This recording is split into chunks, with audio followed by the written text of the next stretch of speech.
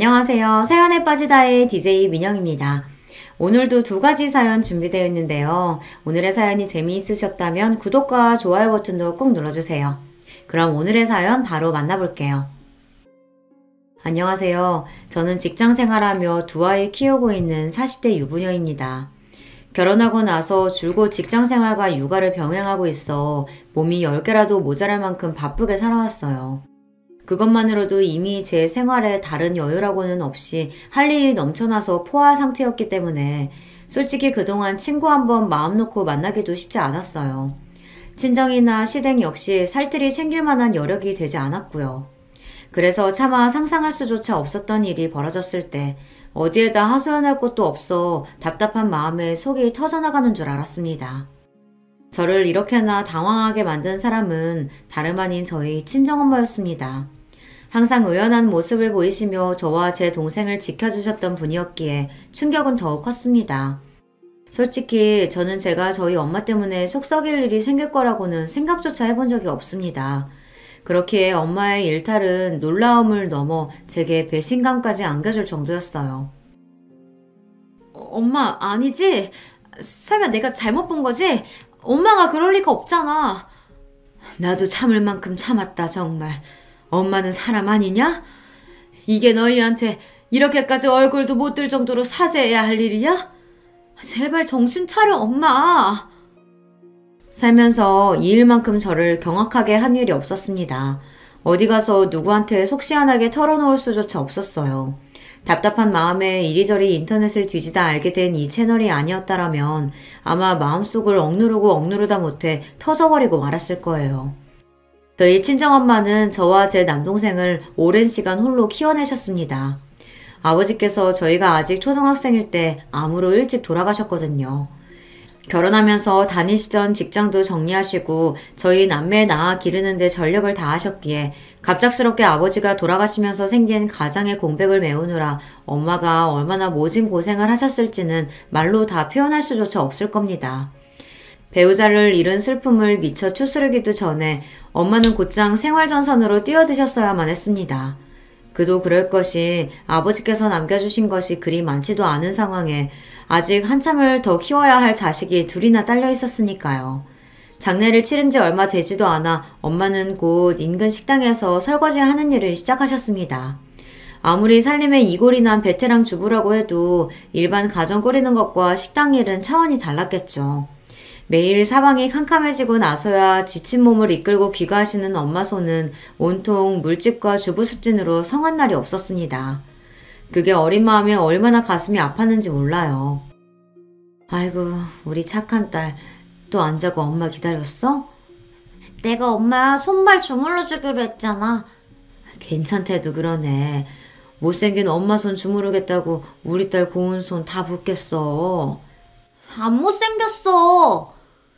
속상한 마음에 소리를 빽 지르긴 했지만 고왔던 엄마의 손은 날이 갈수록 퉁퉁 붓고 투박해져만 갔습니다. 그게 꼭 엄마의 힘든 처지를 적나라하게 보여주는 것 같아서 엄마 손에 핸드크림을 듬뿍 발라드리고 고사리 손으로 요령없는 마사지도 조물조물 해드렸지만 솔직히 그게 뭐 그렇게 효과가 있었겠습니까? 그럼에도 엄마는 제 엄마 손을 붙들고 이리저리 씨름하는 딸내미를 말없이 미소 지으며 바라보시곤 했어요. 제 엄마랑 누나가 맨날 그러고 있으니 아직 초등학교 저학년이던 동생도 옆에 붙어서 꾹꾹 엄마 손을 눌렀습니다. 내가 무슨 복이 이렇게 많아 새끼들한테 벌써 이렇게 효도를 다 받을까. 엄마가 너희들 보는 낙으로 산다. 엄마 딴에는 애를 쓰는 자식 새끼들 예쁘다고 해주시는 칭찬이었지만 그 말을 들으며 속으로 눈물을 삼킨 게 한두 번이 아니었습니다. 복이 많긴 무슨 복이 많아요. 젊어서 남편 잃고 과부소리 듣는 것도 천추의 한이 될 판에 가진 것 하나 없어 하루하루 당신 몸 갈아가며 새끼들 키워내는 게 얼마나 고단하겠습니까? 저는 엄마 덕에 대학까지 잘 배워서 남편하고 둘이 벌어 새끼들 키우는 것도 힘들어 죽겠는데 그걸 여자 혼자 힘으로 해낸다는 게 어디 보통 일이겠어요. 거기다 믿을 구석이라고는 하나도 없이 하루아침에 세상에 던져진 거나 다름없는데 말입니다. 요즘 세상에도 아이 낳고 경력 단절된 여자들 재취업이 하늘의 별 따기라고 하는데 저 클 때야 더 했겠죠. 엄마 손이 상하고 주무시면서도 온몸이 쑤셔 잠꼬대로 앓는 소리를 하시는 걸 듣고 있자면 그게 다 저 때문인 것만 같아 죄송한 마음과 죄책감, 일찍 떠나버린 아버지에 대한 원망까지 작은 가슴속이 뒤죽박죽이 되곤 했습니다. 제가 유난히 엄마 손에 집착한 것 또한 아마 그 때문일 거예요. 저희 앞에서는 차마 티를 내지 못하셨습니다만 아버지 떠나시고 한참이 지나서도 여전히 남편의 빈자리 때문에 힘들어하신 건 역시 알면서도 모른 척 했습니다. 유난히 밖에서 더 고단한 일이 있거나 힘에 부치는 일이 있었던 날에는 저희 다 재워놓고 불도 켜지 않는 교실에서 안주 하나 없이 소주 한 잔을 들이키는 엄마 뒷모습을 몰래 지켜보곤 했습니다. 그럴 때 엄마 양 어깨는 평소보다도 더 축 처져 있었어요. 그게 엄마를 작아 보이게 만들었습니다. 이내 그 작은 어깨가 미세하게 떨리며 엄마의 숨죽인 울음소리가 거실에 작게 맴돌았죠. 지수 아빠, 지수 아빠. 저도 나이를 먹고 결혼해 아이를 낳아 키우면서 직장생활이나 아이 문제로 자기감을 느껴보지 않은 게 아닙니다. 넘치지는 않지만 그래도 나름대로 읽은 것도 있고 남편과 둘이서 함께 헤쳐나가면서도 세상살이가 그리 녹록하지만은 않더라고요. 가끔은 다 그만두고 싶어질 때도 있어요. 그럴 때 배우자의 존재가 얼마나 큰 힘이 되는지 내가 혼자서 지금의 나로 살 수 있었을까 하는 생각이 들면 아찔해질 지경입니다. 그리고 그런 생각이 들 때마다 그 벅찬 삶의 무게를 오롯이 홀로 짊어지고 이제는 빈자리가 되어버린 옆자리의 허전함에 소리도 크게 내지 못하고 울던 젊은 날의 엄마 모습이 떠오릅니다. 차라리 시원하게 울어서 마음의 응어리를 잠시나마 풀어내셨더라면 조금은 후련하셨을까요? 어린 자식 새끼들이 혹시나 당신 울음소리에 깰까 싶어 애써 울음을 삼키던 엄마 등을 토닥여줄 수 있다면 얼마나 좋을까. 지금도 힘든 날에는 그런 생각을 하곤 합니다. 가정 환경이 이렇다 보니 저나 제 동생이나 어떻게든 엄마를 기쁘게 해드리고 싶은 마음에 일찍 철이 든 편이에요. 저도 저지만 동생은 저보다도 더 어렸었는데 얼마나 엄마 손길이 그리웠겠어요. 그런데도 엄마가 일 나가시고 그 빈자리를 대신하는 누나 말 얌전히 잘 들으며 공부 열심히 하는 동생을 보면 기특하기도 하고 짠하기도 했습니다. 아마 엄마가 보는 저희 남매 모습 역시 크게 다르지는 않을 것 같아요. 어떻게든 저들끼리 얼른 커서 제 몫을 하겠다는 아이들이 대견하기도 너무 일찍 철이 들어버린 아직은 조그만 자식들이 애처롭기도 하셨겠죠. 집안 형편이 조금씩 피기 시작한 것은 식당 일을 그만두신 엄마가 새로이 보험 영업 일을 시작하면서부터였습니다. 평소에도 그리 강골은 아니셨던 엄마셨기에 몇 년 동안 식당 일을 하신 것 자체도 무리가 많이 되셨을 터였습니다. 엄마가 그렇게 버틸 수 있었던 것은 오로지 새끼들 먹여 살려야 한다는 절박한 마음에서 비롯된 거였겠죠. 그야말로 정신력으로 버티셨을 겁니다. 주변 사람들도 이런 사정을 모르는 게 아니다 보니 그런 엄마를 안타까워 하셨습니다. 보험 영업 일도 지인의 권유로 시작하게 되었거든요. 엄마가 원래부터 사교적인 성격이신 건 아니었는데 환경이 사람을 만든다는 게 아주 틀린 말은 아니었던지 보험 일을 하기 시작하면서부터 열심히 사람을 만나고 다니며 영업에 열을 올리셨습니다. 그 또한 무던히도 노력하신 끝에 얻어낸 성과셨겠죠. 엄마가 너만 하던 때는 하도 수줍음이 많아서 친구 사귀는 것도 참 어려웠는데 오죽하면 새학년 올라가면 새로 친구 사귀어야 하니까 학교 가기 싫을 정도였어. 그런 성격도 변하긴 하더라. 내가 저 사람 한 사람 더 다가가서 일 따내면 그걸로 내 새끼들 입에 뭐라도 하나 더 넣어줄 수 있다고 생각하니 사람이 못할 일이 없더라. 지금 생각하면 나도 내가 어떻게 그렇게 뻔뻔스럽게 굴었나 싶어서 신기할 지경이라니까. 저랑 제 동생 다 시집장가 보내고 이제 죽어도 여한이 없다며 기분 좋게 취하신 엄마가 해주신 말씀입니다. 엄마의 노고야 저희 남매 모두 잘 알고 늘 감사하는 마음이었으나 본인 입으로 직접 저런 말씀을 해주신 건 그때가 처음이었습니다. 엄마는 후련하게 말씀하시는데 그걸 듣는 저랑 제 동생은 마음이 너무 아려서 눈물을 참느라 입술을 꽉 깨물어야 했어요. 이제 각자 가정을 꾸릴 수 있을 만큼 자식들 다 장성했으니 더 이상 그런 고생은 하지 마시고 편하게 지낼 수 있도록 최선을 다하리라 다짐했습니다. 아마 남편과 처음에 쉽게 가까워질 수 있었던 것도 이런 제 성장 배경과 아주 연관이 없지는 않을 거예요. 남편도 저처럼 편부모 가정에서 자랐거든요. 다른 점이 있다면 제가 아빠를 일찍 여의고 홀어머니 밑에서 자랐다면 남편은 어머니가 일찍 돌아가셔서 시아버지께서 홀로 아들을 키우셨다는 겁니다. 나 하나 낳고 어머니가 내도록 아프셨어. 엄마에 대한 기억을 떠올리면 항상 아파서 누워 계셨던 것만 생각나서 사실 엄마랑은 별로 추억이 없어. 일하시면서도 아버지가 나까지 돌봐주시느라 항상 고생하셨지. 시어머니께서는 8년간 투병 생활을 하시다 운명을 달리하셨다고 해요. 말이 8년이지 그게 보통 긴 세월인가요? 거의 10년이 다 되어가는데 혼자서 돈 벌면서 아이 키우는 것도 쉽지 않은데 거기다 배우자의 간병까지 하셨던 시아버지셨습니다. 오죽하면 긴병에 효자 없다는 말이 다 있겠습니까? 부모 자식 간에도 그러한데 부부 간에 그러기에 더욱 어려운 일이었겠죠. 요즘도 그렇지만 특히 남편이 아내 간병하는 건 그리 흔하지 않잖아요.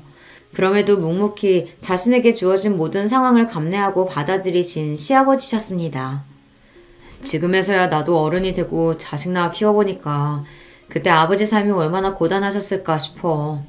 부부 둘이서 힘든 일 함께 헤쳐나가며 같이 자식 키워도 쉽지 않은 게 삶인데 그 짐을 죄다 홀로 짊어지셨으니 그래서 그런가 아버지만 생각하면 감사하기도 죄송하기도 죄스럽기도 해. 제가 저희 엄마한테 느끼는 감정이 딱 그랬을 겁니다. 그렇다 보니 남편과는 공감대가 깊을 수밖에 없었어요. 제가 엄마가 그렇듯 남편에게 아버지란 존재가 얼마나 소중하면서도 무거운 존재일지 이해가 되었습니다. 시아버지께서는 말씀이 많으신 편은 아니셨지만 항상 다정하셨어요. 시집오고 첫 시어머니 제사가 있던 날 부랴부랴 퇴근하고 시댁에 갔더니 이미 혼자서 제사상 준비를 다 맞춰놓으셔서 얼마나 안절부절 못했는지 모릅니다. 내 안사람 챙기는 일인데 내가 하는 게 당연하지. 새아기 네가 미안할 게 뭐가 있어. 나야 늘 하던 일 한 건데 뭐. 무심한 듯 말씀하시지만 그 이후로도 제게 며느리로서 어떠한 의무를 강요하시거나 시댁 살림 일체에 단 한 번도 손대도록 두신 적이 없던 시아버지십니다. 이런 아버지의 영향인지 남편도 결혼 전부터 살림이나 요리가 아주 수준급이었어요. 저도 엄마 일하러 나가시고 안 계시는 동안 동생이랑 같이 이것저것 해먹으며 집도 나름대로 치운다고 치우며 살았는데 남편 하는 거에 비하면 그건 살림 축에도 못 듭니다. 시아버지께서도 손맛이 아주 좋으신 편이시니 이건 남편이 본인 아버지 보고 배운 게 맞겠죠.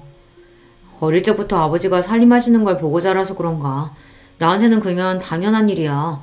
여자고 남자고를 떠나서 사람이 성인이 됐으면 자기 밥 정도는 당연히 알아서 차려 먹을 줄 알아야지. 그러니까 당신도 괜히 결혼했다고 연애할 때보다 뭘 더 하겠다느니 그런 부담 가질 필요 없어. 본인 아버지 닮아 다정한 말을 참 무심하게도 하는 남편이었습니다. 엄마가 저희 남매 키우면서 하도 고생을 하셔서 그런가 사실 결혼에 대한 두려움이 있었던 저였거든요.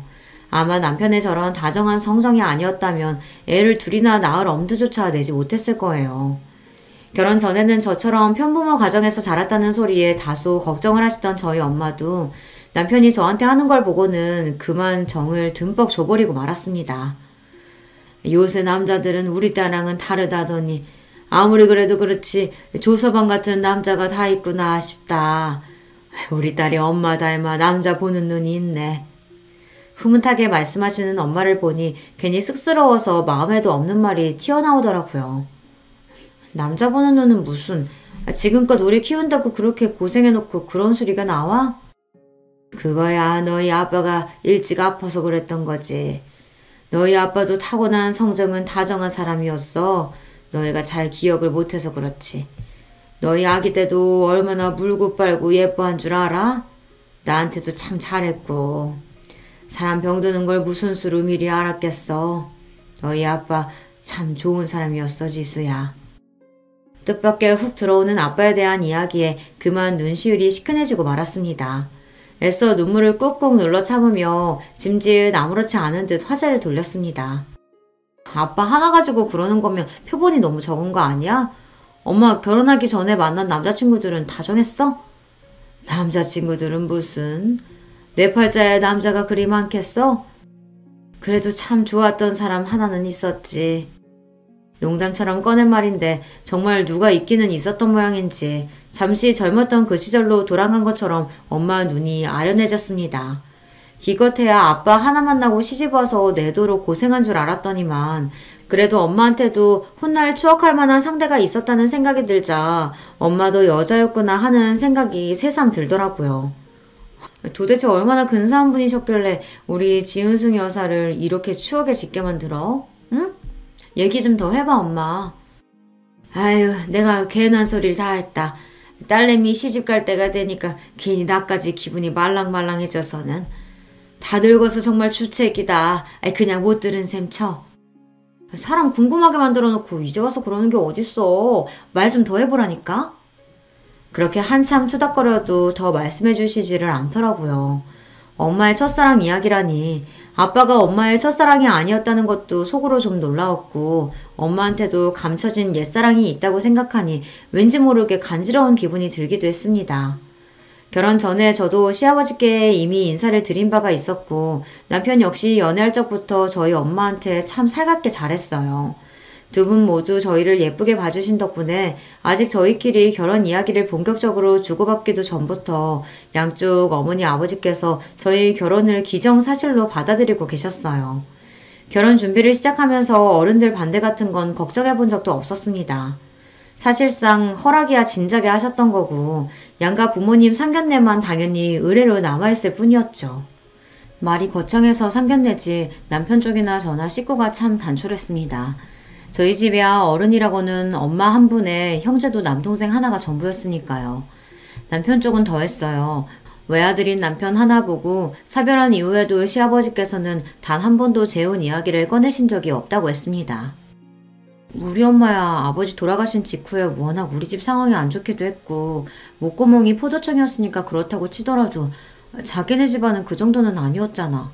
집안 형편도 나 어릴 때보다는 여유 있다고 했고 분명 주변에서 재혼하라고 누구 소개시켜준 애 만에 가만히 뒀을 리가 없는데 지금껏 혼자시라니. 아버님도 참 대단하시다. 사실 남자 혼자 자식 키우면서 그 나이까지 홀로 지내는 게 쉬운 일이 아니잖아. 나라고 그런 얘기 왜 안 해봤겠어.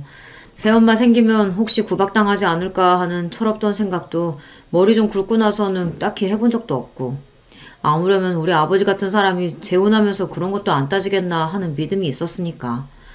그래서 내가 나도 이제 클 만큼 컸으니까 아버지도 연애 좀 하시고 좋은 아줌마 있으면 재혼도 하시랬더니 아버지가 뭐라고 하시는 줄 알아?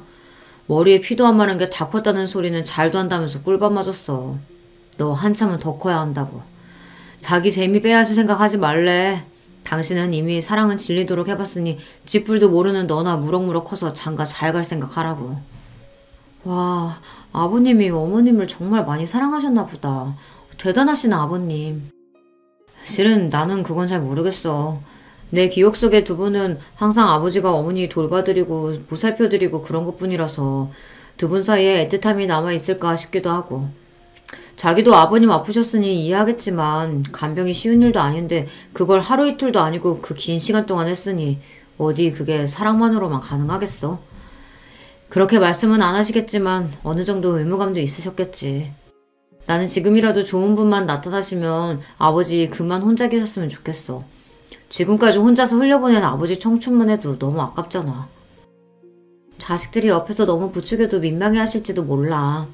우리 엄마도 딸내미 시집 가기 전에 엄마가 먼저 시집 가야 하는 거 아니냐고 하면 말도 안 하는 소리 한다고 아직도 얼마나 부끄러워 하시는데. 또 모르지. 자식들 보기 민망해서 차마 말씀은 안 하셨을지 몰라도 그동안 우리 모르게 연애도 하고 그러셨을지도. 글쎄, 우리 아버지가 과연 그러셨으려나. 그러니까 모를 일이라는 거지, 내 말은. 그렇게 말은 하면서도 저희 엄마가 저희 남매 모르게 어떤 모르는 아저씨와 데이트하는 상상은 잘 되지 않더라고요. 남편 역시 마찬가지인 것 같았습니다. 옆에 짝꿍이 없는 부모님 밑에서 자라다 보니 이런 상상도 하게 되고 기분이 이상했습니다. 어찌되었든 저희 엄마나 아버님이나 뒤늦게나마 좋으신 분 만나신다면 자식으로서 기꺼이 행복을 빌어드리리라는 마음만큼은 진심이었어요. 시간은 흘러 양가 상견례 날이 되었습니다. 앞서 말했듯 결혼 전 양가 인사라 상견례라는 표현을 쓰긴 했지만 사실상 서로 자식 잘 부탁드린다는 인사의 자리였어요. 저희 엄마는 남편을 이미 조서방이라고 부르고 계셨고 저는 시댁의 유일한 아가가 되었어요. 집안에 남자 어른이 없는 제 남동생을 남편이 친동생처럼 살뜰하게 챙겨주었기에 둘 역시 서로가 가족이라고 생각하고 허물없이 지내고 있었고요. 지수야, 엄마 진짜 괜찮니? 내가 신경 쓴다고 쓰긴 했는데 그동안 먹고 산다고 바빠서 워낙 꾸미고 살질 않아놔서 우리 딸 엄마 때문에 괜히 기죽으면 안 되는데. 무슨 소리야. 곧 시집갈 나보다 엄마가 훨씬 예쁘니까 쓸데없는 걱정하지 마세요. 제가 저희 집 개혼이다 보니 자식 보내는 모든 절차가 처음인 엄마셨어요. 게다가 이런 중대사를 함께 상의할 남편도 없이 혼자서 해결해 나가야 하다 보니 가뜩이나 신경이 많이 쓰이셨던 것 같습니다. 시아버지를 처음 뵈러 나가는 자리가 꼭 본인 결혼 전 상견례에 나가는 것처럼 긴장하신 엄마셨어요. 정작 결혼 당사자인 저는 그 정도로 긴장하지 않았었거든요. 되려 제가 엄마 긴장을 풀어드려야 했어요. 그만큼 제 시아버지 되실 분한테 좋은 인상을 남기고 싶으셨던 거겠죠. 결국 그게 다 딸 자식 잘 봐달라는 친정엄마의 애틋한 마음이라는 걸 알고 보니 그런 엄마 모습도 뭉클하더라고요. 우리 아버님 얼마나 점잖으시고 좋은 분이신데 분명 두 분 서로 마음에 들어 하실걸? 내가 보기엔 엄마나 아버님이나 결이 같은 사람들 같아. 그렇게 확신하며 상견례 장소로 엄마와 함께 들어섰어요. 약속 장소에는 이미 남편과 시아버지께서 도착해 계셨습니다. 저를 보고 평소와 같은 부드러운 미소를 짓던 시아버지께서 제 뒤에 함께 들어오시던 저희 엄마를 보고 순간 멈칫하셨습니다. 뒤돌아보니 엄마 역시 시아버지 얼굴을 보고 순간 당혹스러워하시는 기색이었어요. 혹시 두 분이 일면식이 있으신 사이인가 싶어 다시 두 분을 휙 돌아보자 언제 그랬냐는 듯 두 분 표정이 다시금 평정을 찾으셨습니다. 내가 괜히 예민하게 받아들인 건가? 하긴 아까 여기 문 열고 들어오기 전까지 상견례에 대한 긴장감을 감추지 못하시던 엄마를 떠올리니 순간 긴장하셔서 그러셨나 보다 하고 대수롭지 않게 그 묘한 기시감을 넘겨버렸습니다. 상견례 분위기는 아주 좋았어요. 이미 피차 서로 가정사에 대해서는 알아야 할 건 모두 다 알고 있었고 이미 결혼 준비도 본격적으로 시작되었어요. 이 자리는 장차 사돈일 때 두 분 어른들의 안면을 익혀두는 데 의의를 둔 자리였어요. 그러니까 친목 자리나 다름없었죠. 아버님 여기 음식 참 괜찮죠? 지난 엄마 생신 때 가족들이랑 함께 왔던 곳인데 너무 괜찮길래 아버님도 꼭 모시고 싶었어요. 그래 고맙다. 음식이 아주 내 입맛에 맞는구나. 네가 신경 많이 썼겠다. 아버님 여기 관자도 참 맛있어요. 저번에 먹어본 관자가 맛있었던 기억이 나서 시아버지 앞으로 밀어드리려는데 옆에 앉아 계시던 엄마가 관자가 든 접시를 슬쩍 밀고서는 섭산적이 든 접시를 시아버지 앞쪽으로 밀어드렸습니다. 의아함에 엄마를 쳐다보자 아차 싶으셨는지 엄마가 그러시더라고요.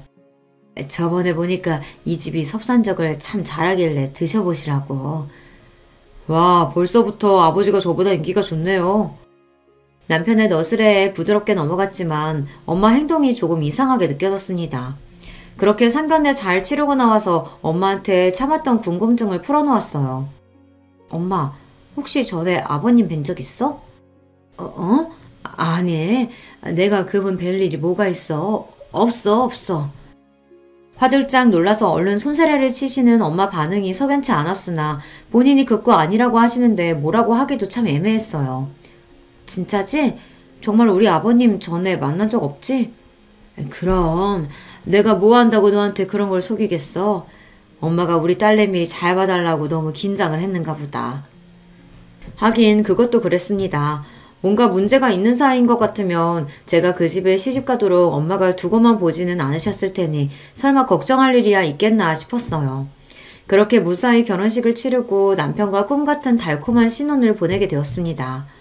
저희 본가나 시댁이나 다들 사이는 나쁘지 않았으나 그래도 사돈이라는 게 일반 지인처럼 편안한 사이는 아니다 보니 두 분이 따로 만날 만한 일도 별로 없었어요. 그랬기에 상견례에서의 기시감은 금세 사라져버리고 말았습니다. 그때는 남편과 저희 둘만 생각하기에도 정신이 없었고 그러다 연년생으로 아이들이 태어나면서부터는 정말이지 눈코 뜰 새 없는 육아 전쟁이 펼쳐졌으니까요. 저 키운다고 고생하신 엄마한테 효도해야지 하던 결심도 이리저리 생활에 치이면서 뒷전이 되어버리고 말았습니다. 이래서 부모 마음이 자식 마음 같을 수 없다고 하나 봐요. 이것도 결국 핑계인 거고 제가 불효녀인 거겠죠. 남편과 둘이서 으쌰으쌰 해가며 힘을 내보아도 직장 다니면서 아이 둘 키우기가 쉽지가 않더라고요. 아이들 생긴 이후부터는 양가의 도움도 참 많이 받았습니다. 효도는커녕 손자까지 떠맡기는 못난 자식이 되어버려 송구스럽기가 이를 데 없었어요. 하지만 그런 못난 자식도 감싸 안아주시며 손자들에게 듬뿍 사랑을 쏟아주시는 두 분이셨습니다. 피치 못하게 남편과 저 두 사람이 동시에 야근이라도 하게 되는 날이면 저희 친정으로 혹은 시댁으로 아이들을 바쁘게 날라댔어요. 그마저도 할 수 없을 정도로 정신없이 바쁜 날에는 저희 엄마나 시아버지께서 직접 저희 집으로 와주실 때도 종종 있었습니다. 그럴 때마다 죄송스러워서 어쩔 줄을 모르는 저희에게도 언제나 대수롭지 않게 말씀하셨습니다. 자식 키우다 보면 별일 다 있는 건데 둘 다 사회생활 하느라 바쁜 사람들이 그럼 너희 둘 힘으로만 애들 키울 수 있을 줄 알았어? 다 이렇게 주위 도움도 받아가면서 애들 키우는 거야. 조서망한테도 괜히 마음 쓰지 말라고 하고.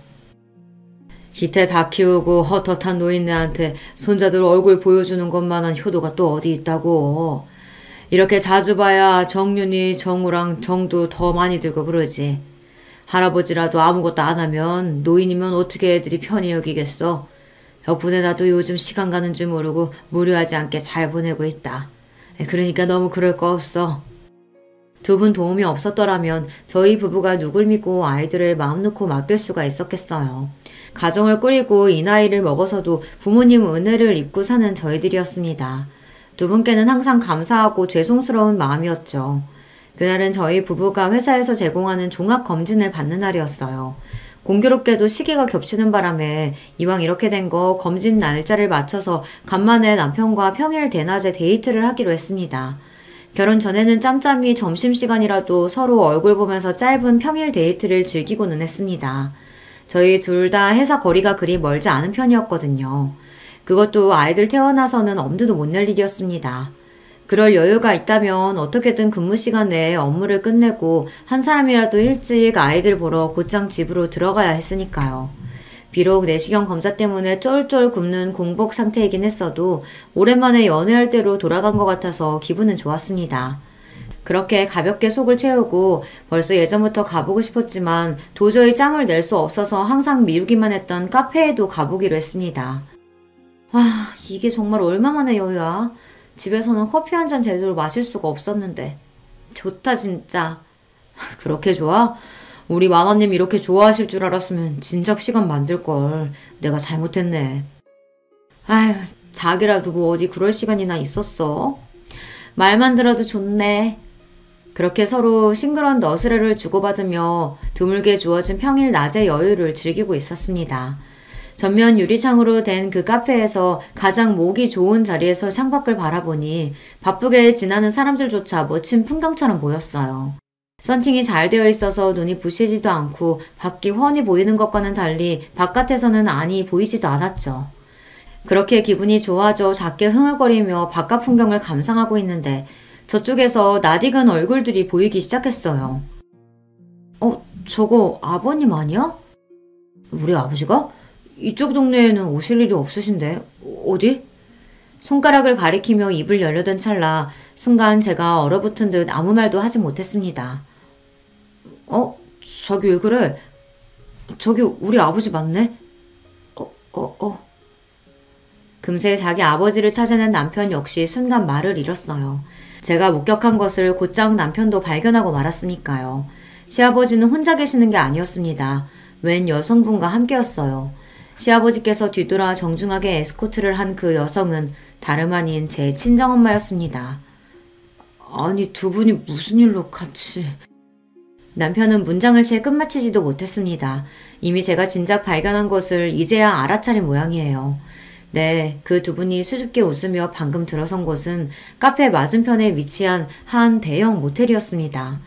그 차마 믿을 수 없는 광경에 아무 말도 내뱉지 못하고 남편과 저는 입만 떡 벌리고 턱이 빠지도록 제대로 움직일 수가 없었습니다. 그 두 분이 모텔 안으로 들어서고 한참이 지나서도 말이에요. 도대체 이게 내가 제대로 본 건 맞는지, 저 두 분이 왜 저 안으로 들어간 건지 머릿속이 뒤죽박죽이 되어 터져나갈 것만 같았습니다. 남녀가 같이 저 안으로 들어갔을 때 자연스럽게 전개될 상황에 대해서는 상상조차 하고 싶지 않았어요. 남이었으면 2번 고민도 안 해보고 결론으로 직행했을 것을 어떻게든 다른 가능성을 만들어 보려고 용을 쓰고 있었어요. 정말이지 그것만은 안 될 말이었습니다. 어떻게 그럴 수가 있어요. 저희가 결혼한 지도 이제 10년이 다 되어가고 있었습니다. 도대체 저 2분이 언제부터 저런 관계였던 건지, 자식들이 서로 결혼해서 손자들까지 봤는데 어떻게 저럴 수가 있는 건지 생각하면 할수록 더 미쳐버릴 것만 같았죠. 남편도 차마 입을 떼지 못하고 있었습니다. 어떻게 쉽게 입을 열 수 있겠어요. 그렇게 말을 고르고 고르다가 결국 그 2 사람에 대한 배신감에 제 인내심이 폭발하고 말았습니다. 어떻게 저럴 수가 있어? 어떻게? 여보, 일단 좀 진정하고. 당신 너무 흥분했어. 내가 지금 흥분 안 하게 생겼어? 내 앞에서 지금 무슨 일이 벌어졌는데? 알아, 나도 알아. 일단 집으로 가서 얘기하자, 어? 주변에 사람이 있든지 말든지 격한 감정을 주체하지 못하는 저를 남편이 간신히 달래서 겨우 집으로 왔습니다. 집으로 오는 내내 흥분을 가라앉히지 못해서 저도 모르게 숨소리가 쌕쌕 새어나갔습니다. 남편도 놀란 가슴 부여잡기는 마찬가지였겠지만 제가 거의 이성을 놓을 듯 흥분한 걸 보고는 무슨 일이라도 날까 싶어 조마조마했어요. 아니지, 설마 아닐 거야. 2분 다 제정신이면 어떻게 그런 짓을 해. 세상에 사람이 자기들만 있는 것도 아니고. 집에 들어서자마자 꾹꾹 눌러 참았던 사자어를 터뜨리는 저를 보며 남편도 황망해 보였습니다. 세상에 이런 일이 생길 거라고 어느 누가 상상이나 했겠어요. 백주대낮에 친정엄마와 시아버지가 손붙잡고 모텔에 들어가는 광경을 남편이랑 나란히 감상하게 될 거라고 말이에요. 어디 막장 드라마에서나 나올 법한 비현실적인 상황에 기가 차서 헛웃음이 새어나왔어요. 현실은 드라마보다 더하다는 말들 많이 하긴 하지만 어떻게 일이 터져도 이런 일이 터질 수가 있는지요. 그 2분이 평소에 자식들의 걱정거리나 골칫덩어리 문제 부모였다면 또 모르겠습니다. 2분 모두 일찍이 홀로 되시고 자식들 키우는 일 말고는 한눈 한번 팔아본 적이 없으신 분들이셨어요. 그러기에 더더욱 충격일 수밖에 없었죠. 사람이 없어도 하필 왜 그 2이란 말입니까? 우리 아직 그 2분한테 아무 얘기도 들은 거 없잖아. 그러니까 너무 속단하지 말자, 어?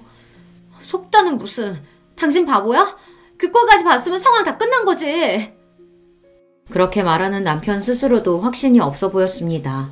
그 사람이라고 저랑 별반 다른 생각했겠습니까? 어떻게든 이 일을 덮고 싶은 것도 같고 저처럼 그 사람 역시 혼란스러웠겠죠. 저 역시 한껏 흥분해서 쏟아내고 나자 차츰 머리가 차갑게 식기 시작했습니다. 그러니 이걸 이제 어떻게 대응해야 하나 골머리가 아파지기 시작했습니다. 이대로 모른 척 지나가느냐, 대놓고 이 일탈을 그만둘 것을 종용하느냐 결정을 해야 했으니까요. 당신은 어쩔 생각이야? 남편이 쉽게 답을 하지 못했습니다.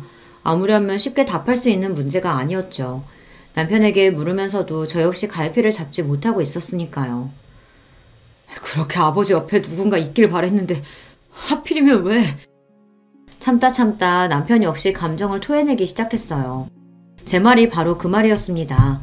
한편으로는 2 사람 중 누가 먼저 접근해서 그 사달이 난 건지도 의문이었어요. 팔은 안으로 굽는 법이니 저희 엄마가 그럴 리 없다고 생각하면서도 지금껏 제가 봐온 시아버지 역시 그런 경우 없는 분이 아니라는 것을 떠올리자 속마음이 다시금 복잡해졌어요. 애초에 못 봤으면 모를까. 봤는데 어떻게 없는 일이 돼.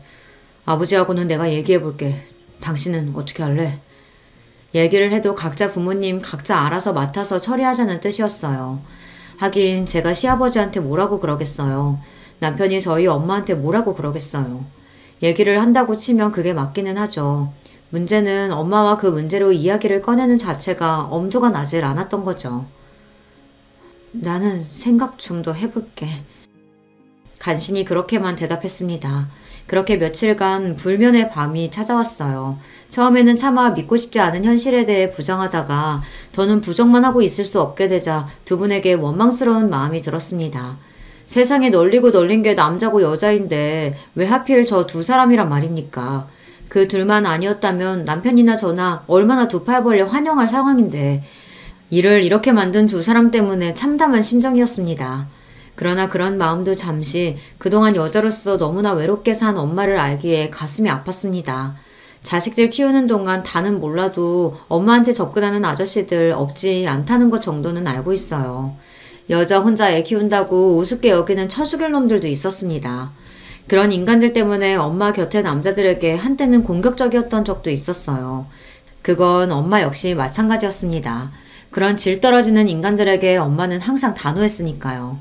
그런 엄마가 마음을 연 상대가 시아버지라는 겁니다. 엄마라고 모를 리가 있겠어요. 인생의 모든 것을 자식에게 맞춰 사신 분들이세요. 자식들 생각하면 안 될 일이란 걸 누구보다 잘 아시는 분이 그러셨을 때는 그만큼 마음이 깊다는 뜻이겠죠. 사실 그게 더 걱정이었습니다. 차라리 가볍게 스쳐 지나가는 바람이었다면 이렇게까지 걱정할 일은 아니었을지도 모르죠. 하지만 저희 엄마도 시아버지도 쉽게 마음 내주실 만한 분들이 아니셨어요. 모르긴 해도 그 두 분 사이가 여간 깊지 않을 거라는 생각에 가슴께가 꽉 막히는 기분이었습니다. 여기까지 결론을 내고 보니 모른 척하고 지나가려고 해도 그럴 수 있는 일이 아니라는 걸 깨달았죠. 결국 무거운 마음으로 엄마와 대면하게 되었습니다. 오랜만에 딸내미가 데이트 신청했다고 마냥 기쁘게 나오신 엄마 얼굴을 보니 화가 남과 동시에 엄마 인생이 가여워서 심장이 쥐어짜는 듯 했습니다. 저는 화내지 않으려 애써 마음을 가라앉히고 차분하게 물어봤어요. 엄마, 요새 만나는 사람 있어? 엄마가 눈에 띄게 당황하기 시작했습니다. 찔리는 구석이 있으니 더 그랬겠죠. 흥분하지 말자 속으로 다시 다짐하며 본론을 꺼냈어요. 그게 우리 아버님이야? 엄마 표정이 새파랗게 질려버렸습니다. 찻잔을 쥔 손이 덜덜 떨렸어요. 제 눈도 마주치지 못하는 걸 보자 이렇게 자식 앞에서 죄인처럼 굴 거면서 어쩌자고 그런 일을 벌였나 싶어 순간 화가 치밀어 올랐습니다. 엄마가 어떻게 그럴 수가 있어? 다른 사람도 아니고 우리 아버님이랑. 거기까지 소리를 치다 순간 누가 들을까 싶어 말문이 확 막혔습니다. 그래요. 남들이 들을까 무서운 얘기였어요. 그러자 엄마가 차마 소리도 내지 못하고 눈물을 뚝뚝 떨구기 시작했습니다. 엄마의 눈물까지 보게 되자 가슴이 정말 미어지는 듯 했습니다. 엄마, 대체 왜 하필이면 우리 아버님이야? 언제부터 그랬던 거야? 아니, 더 얘기할 거 없어. 정리해야 하는 거 엄마도 알지? 나랑 그 사람은 물론이고 대체 우리 정윤이 정우 어떻게 보려고 그런 짓을 해? 나라고 그러려고 그랬겠어?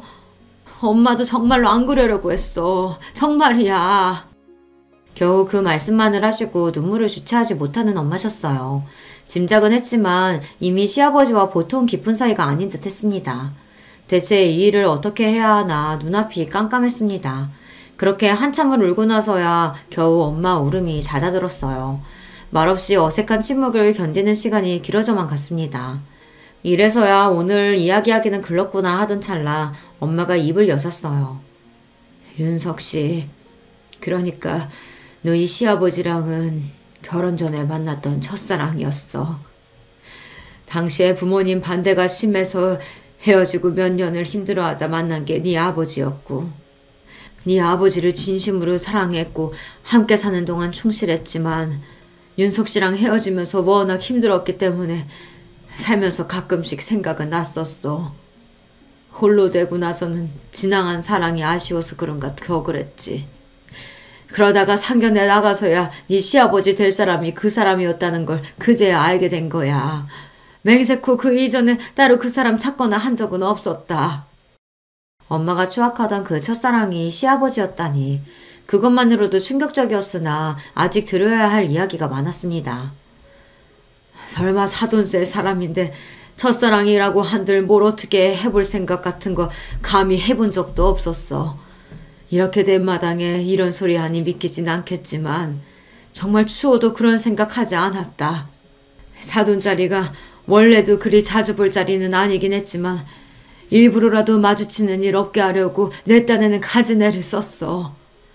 그러다 자식들 다 시집 장가 보내고 혼자 남으니 헛헛한 마음이 더해지더라.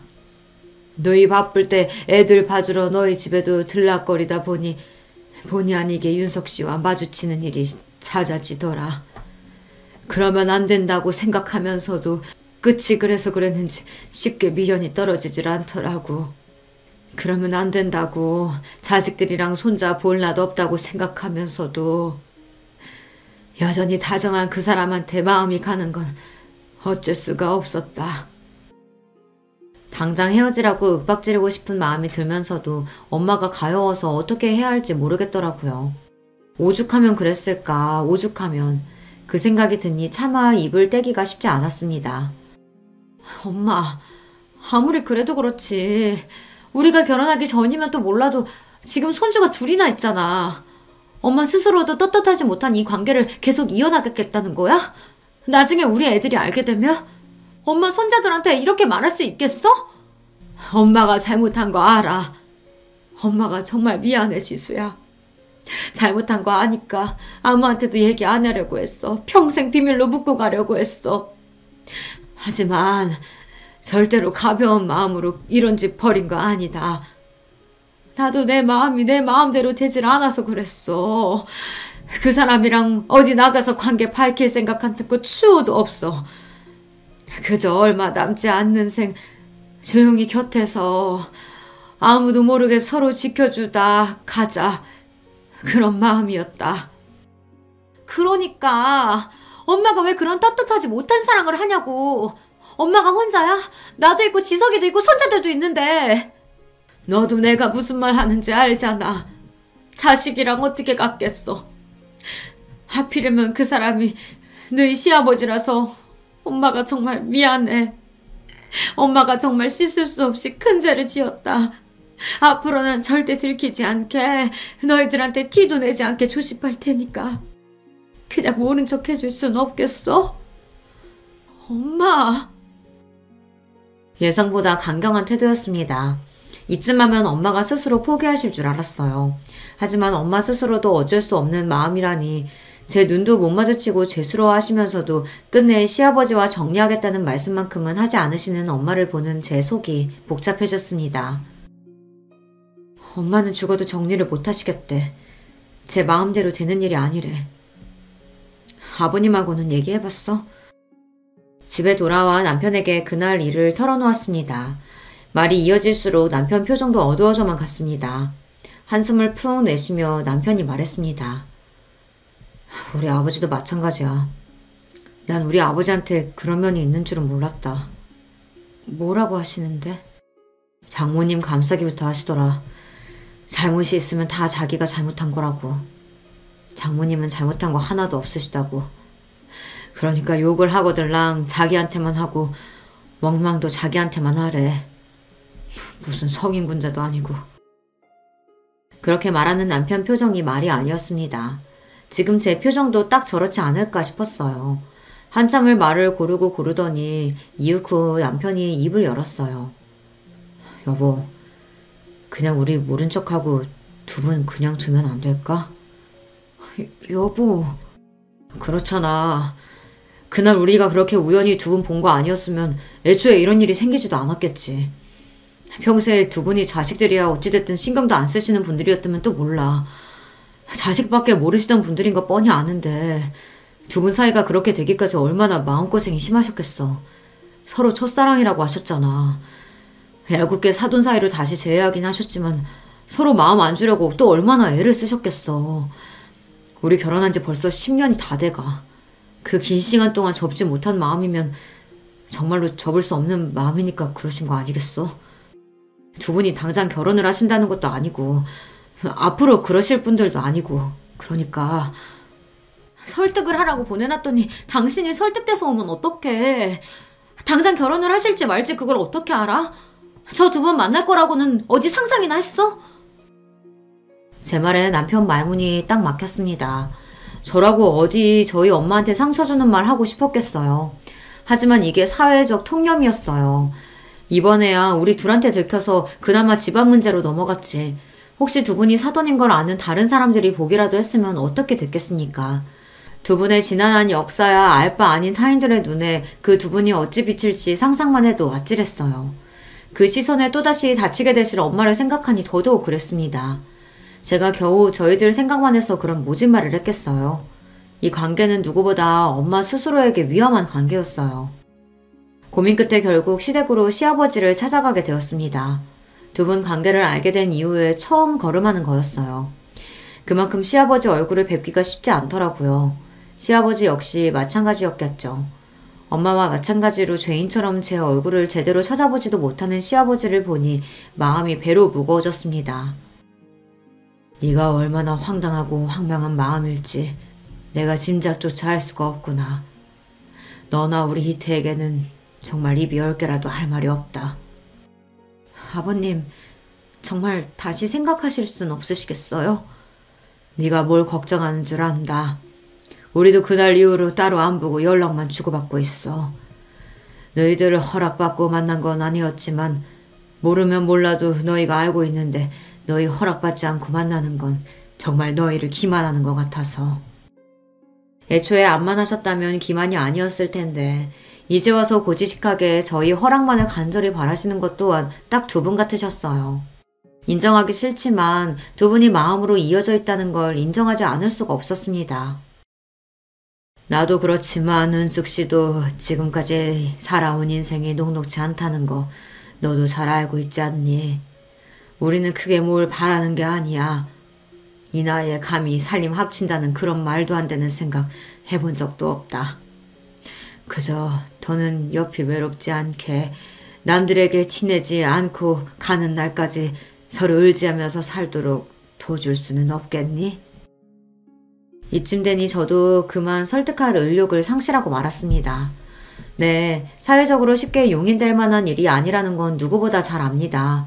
그렇다고 어린아이들도 아니고 이제 인생의 황혼기에 접어든 두 분을 어디 강제로 묶어놓을 수도 없고 제가 떼어놓는다고 해도 결국은 돌고 돌아서 서로 만날 분들이라면 애초에 제가 어떻게 손을 쓸 수 있는 일도 아니지 않습니까?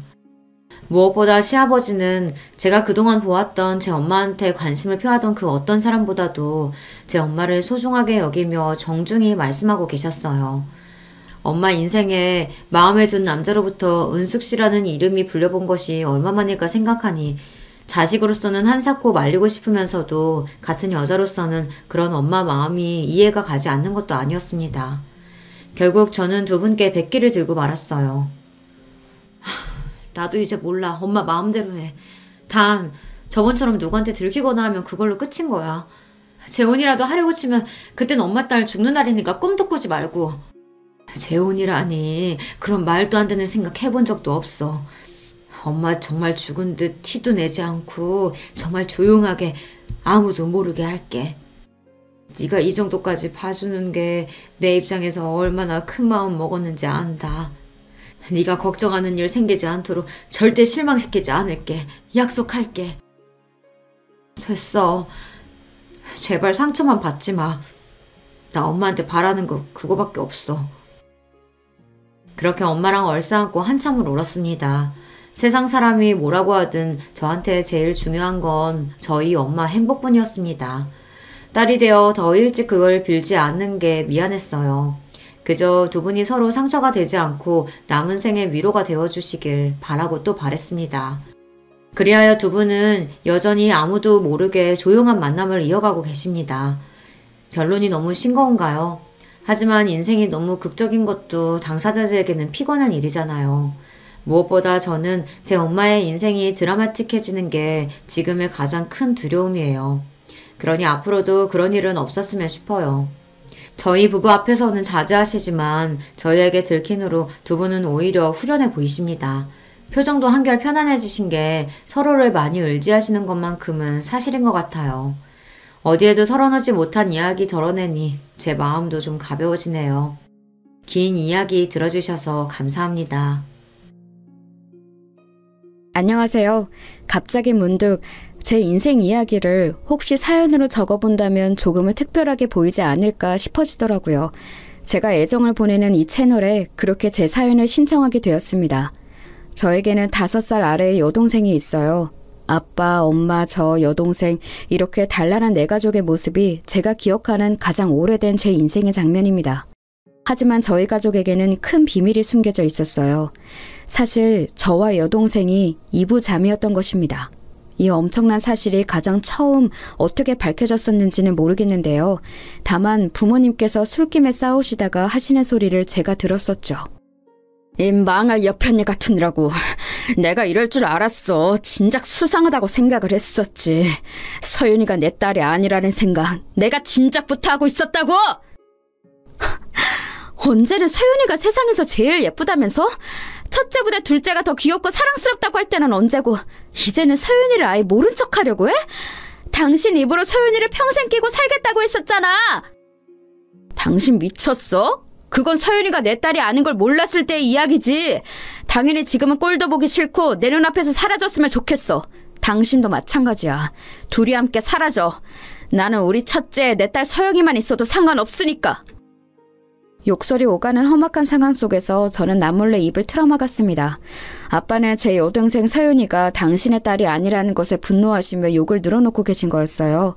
그날 옅게 된 대화 속에서 얼핏 추측을 해낸 것은 서윤이가 엄마와 친분을 유지하며 지내시던 어떤 아저씨의 핏줄이라는 것이었습니다. 저도 그 아저씨를 잘 알지는 못했지만 얼굴 정도는 알고 있었죠. 충격적이었어요. 이런 말을 하면 너무 적나라한 것 같지만 서윤이는 저희 가족들 사이에서 혼자 외모가 튀긴 했었어요. 어린 나이에도 코가 오똑했죠. 하얗고 결이 좋은 피부나 웃을 때 입술이 들리는 모양은 엄마와 아주 닮았으나 아빠하고는 조금 더 닮은 구석이 없는 자식이 바로 서윤이였습니다. 당연하리만치 함께 동네를 누비면 저희를 잘 모르는 이웃들은 자매인 걸 전혀 눈치 못 챘어요. 그 정도로 안 닮은 자매였죠. 하필 저도 여동생도 각자 친탁을 한 외모였기 때문입니다. 서윤이의 출생의 비밀이 밝혀진 이후 파국으로 치닫고 말았어요. 부모님께서는 결국 이혼을 하셨습니다. 그리고 두 분 다 저희 자매를 책임지지 않으셨어요. 저는 현실을 믿을 수가 없었네요. 아빠, 저 다 알아요. 서윤이는 아빠 딸 아니고 저만 진짜 아빠 딸 맞잖아요. 근데 왜 저까지 버리시는 거예요? 아빠, 저만 있으면 된다고 하셨었잖아요. 저는 울면서 아빠에게 매달렸지만 소용이 없었죠. 그 과정에서 제 여동생 서윤이도 자신의 비밀을 알게 되었습니다. 그런 것을 이해하고 받아들이기에는 너무 어린 나이였는데 하지만 저 역시 어렸기에 여동생을 배려할 생각조차 당시에는 못했었던 것 같아요. 부모님 두 분 모두 저희를 고아원해버리고 각자의 인생을 살기도 하신 것을 알고는 제가 엄마의 바지가랑이를 잡고 매달려도 봤었습니다. 엄마, 서윤이가 예쁘게 생겼다고, 커서 큰일 할 것 같다고, 탤런트 시켜도 좋을 것 같다고 맨날 그런 말씀하셨었잖아요. 그런데 왜 버리고 가세요? 대체 왜 엄마와 아빠 모두 저희를 버리시는 건데요? 서영아, 이거 놔. 너희를 사랑하지만 없는 형편을 감수하면서 책임지고 키울 정도로 사랑하는 건 아니야. 나는 지칠 대로 지쳤어. 이제 내 인생을 새로 살고 싶어. 너도 크고 나면 나를 어느 정도 이해해줄 거라고 믿을게. 알아서 잘 살아라. 너무나도 큰 상처가 되었습니다. 저희 자매는 졸지에 고아가 되었어요. 친척들은 가뜩이나 왕래가 없었지만 이제는 아예 연락들을 싹 끊고 돌아선 지 오래였습니다. 저희 자매에게는 아무도 없었어요. 고아원의 생활이 시작되었고 서윤이는 은근히 괴롭힘을 당했어요. 얼굴이 예쁘장해서 눈에 띄었는데 고아원 아이들이 시기 질투를 한 거였죠. 그럴 때마다 서윤이는 저에게 달려왔고 저를 의지했습니다. 처음에는 그게 귀찮고 싫었어요. 부모님께서 이혼을 하신 것이 고아원 생활을 하게 된 것이 모두 다 서윤이 탓인 것만 같아서 어린 마음에 화가 풀리지 않았습니다. 하지만 서윤이가 제가 자기 목숨줄이라도 되는 것 마냥 간절하게 저를 붙잡고 의지하는 모습을 보며 서서히 마음을 고쳐먹었어요. 그 이후로는 제가 서윤이를 지키는 방패가 되었죠. 그건 저에게도 잘된 일이었습니다. 왜냐하면 덕분에 제가 버틸 수 있었거든요. 어린 여동생을 든든하게 지켜주는 것, 이런 의무감을 가지니까 목표의식이 생겨서 하루하루를 살아갈 수 있었어요. 학교에서는 제가 딱히 말을 한 적도 없건만 제가 고아원 생활을 하고 있다는 것을 모두가 알았습니다. 저는 왕따였어요. 고아원에서 산다는 이유로 왕따가 되었고 선생님들께도 외면을 받았습니다. 어떤 선생님 한 분은 저를 두고 부모 없는 애는 신경 안 써도 된다는 식으로 말씀을 하시기도 했었죠. 정말 무식하고 저급한 시절이었던 것 같네요. 어린애가 받을 상처 따위는 신경 안 쓰는 나쁜 어른들 때문에 저는 더욱 고립되었고 서러워서 미치는 줄 알았어요.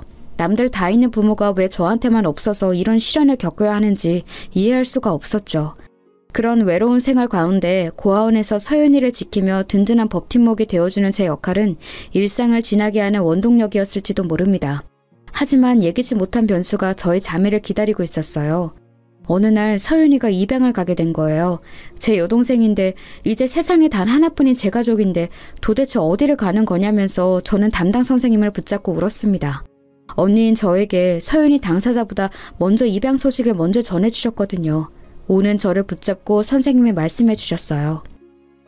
서영아, 너는 또래보다 성숙하고 똑똑하니까 이해를 잘해줄 거라고 믿어서 솔직하게 선생님이 다 얘기해줄게. 우리 고아원이 지금 사정이 별로 좋지가 못해. 그러니까 서윤이가 입양을 가는 건 무척 잘된 일인 거야.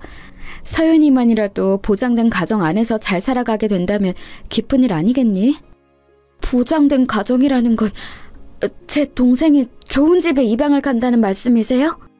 그래, 맞아. 꽤 풍족한 집안에서 서윤이를 데려가겠다고 해주셨어. 이건 다시 없을 기회야. 아주 조심스러운 이야기지만 너희 자매 같은 경우는 아마 친부모님께서 영영 찾으러 오지 않으실 것 같아.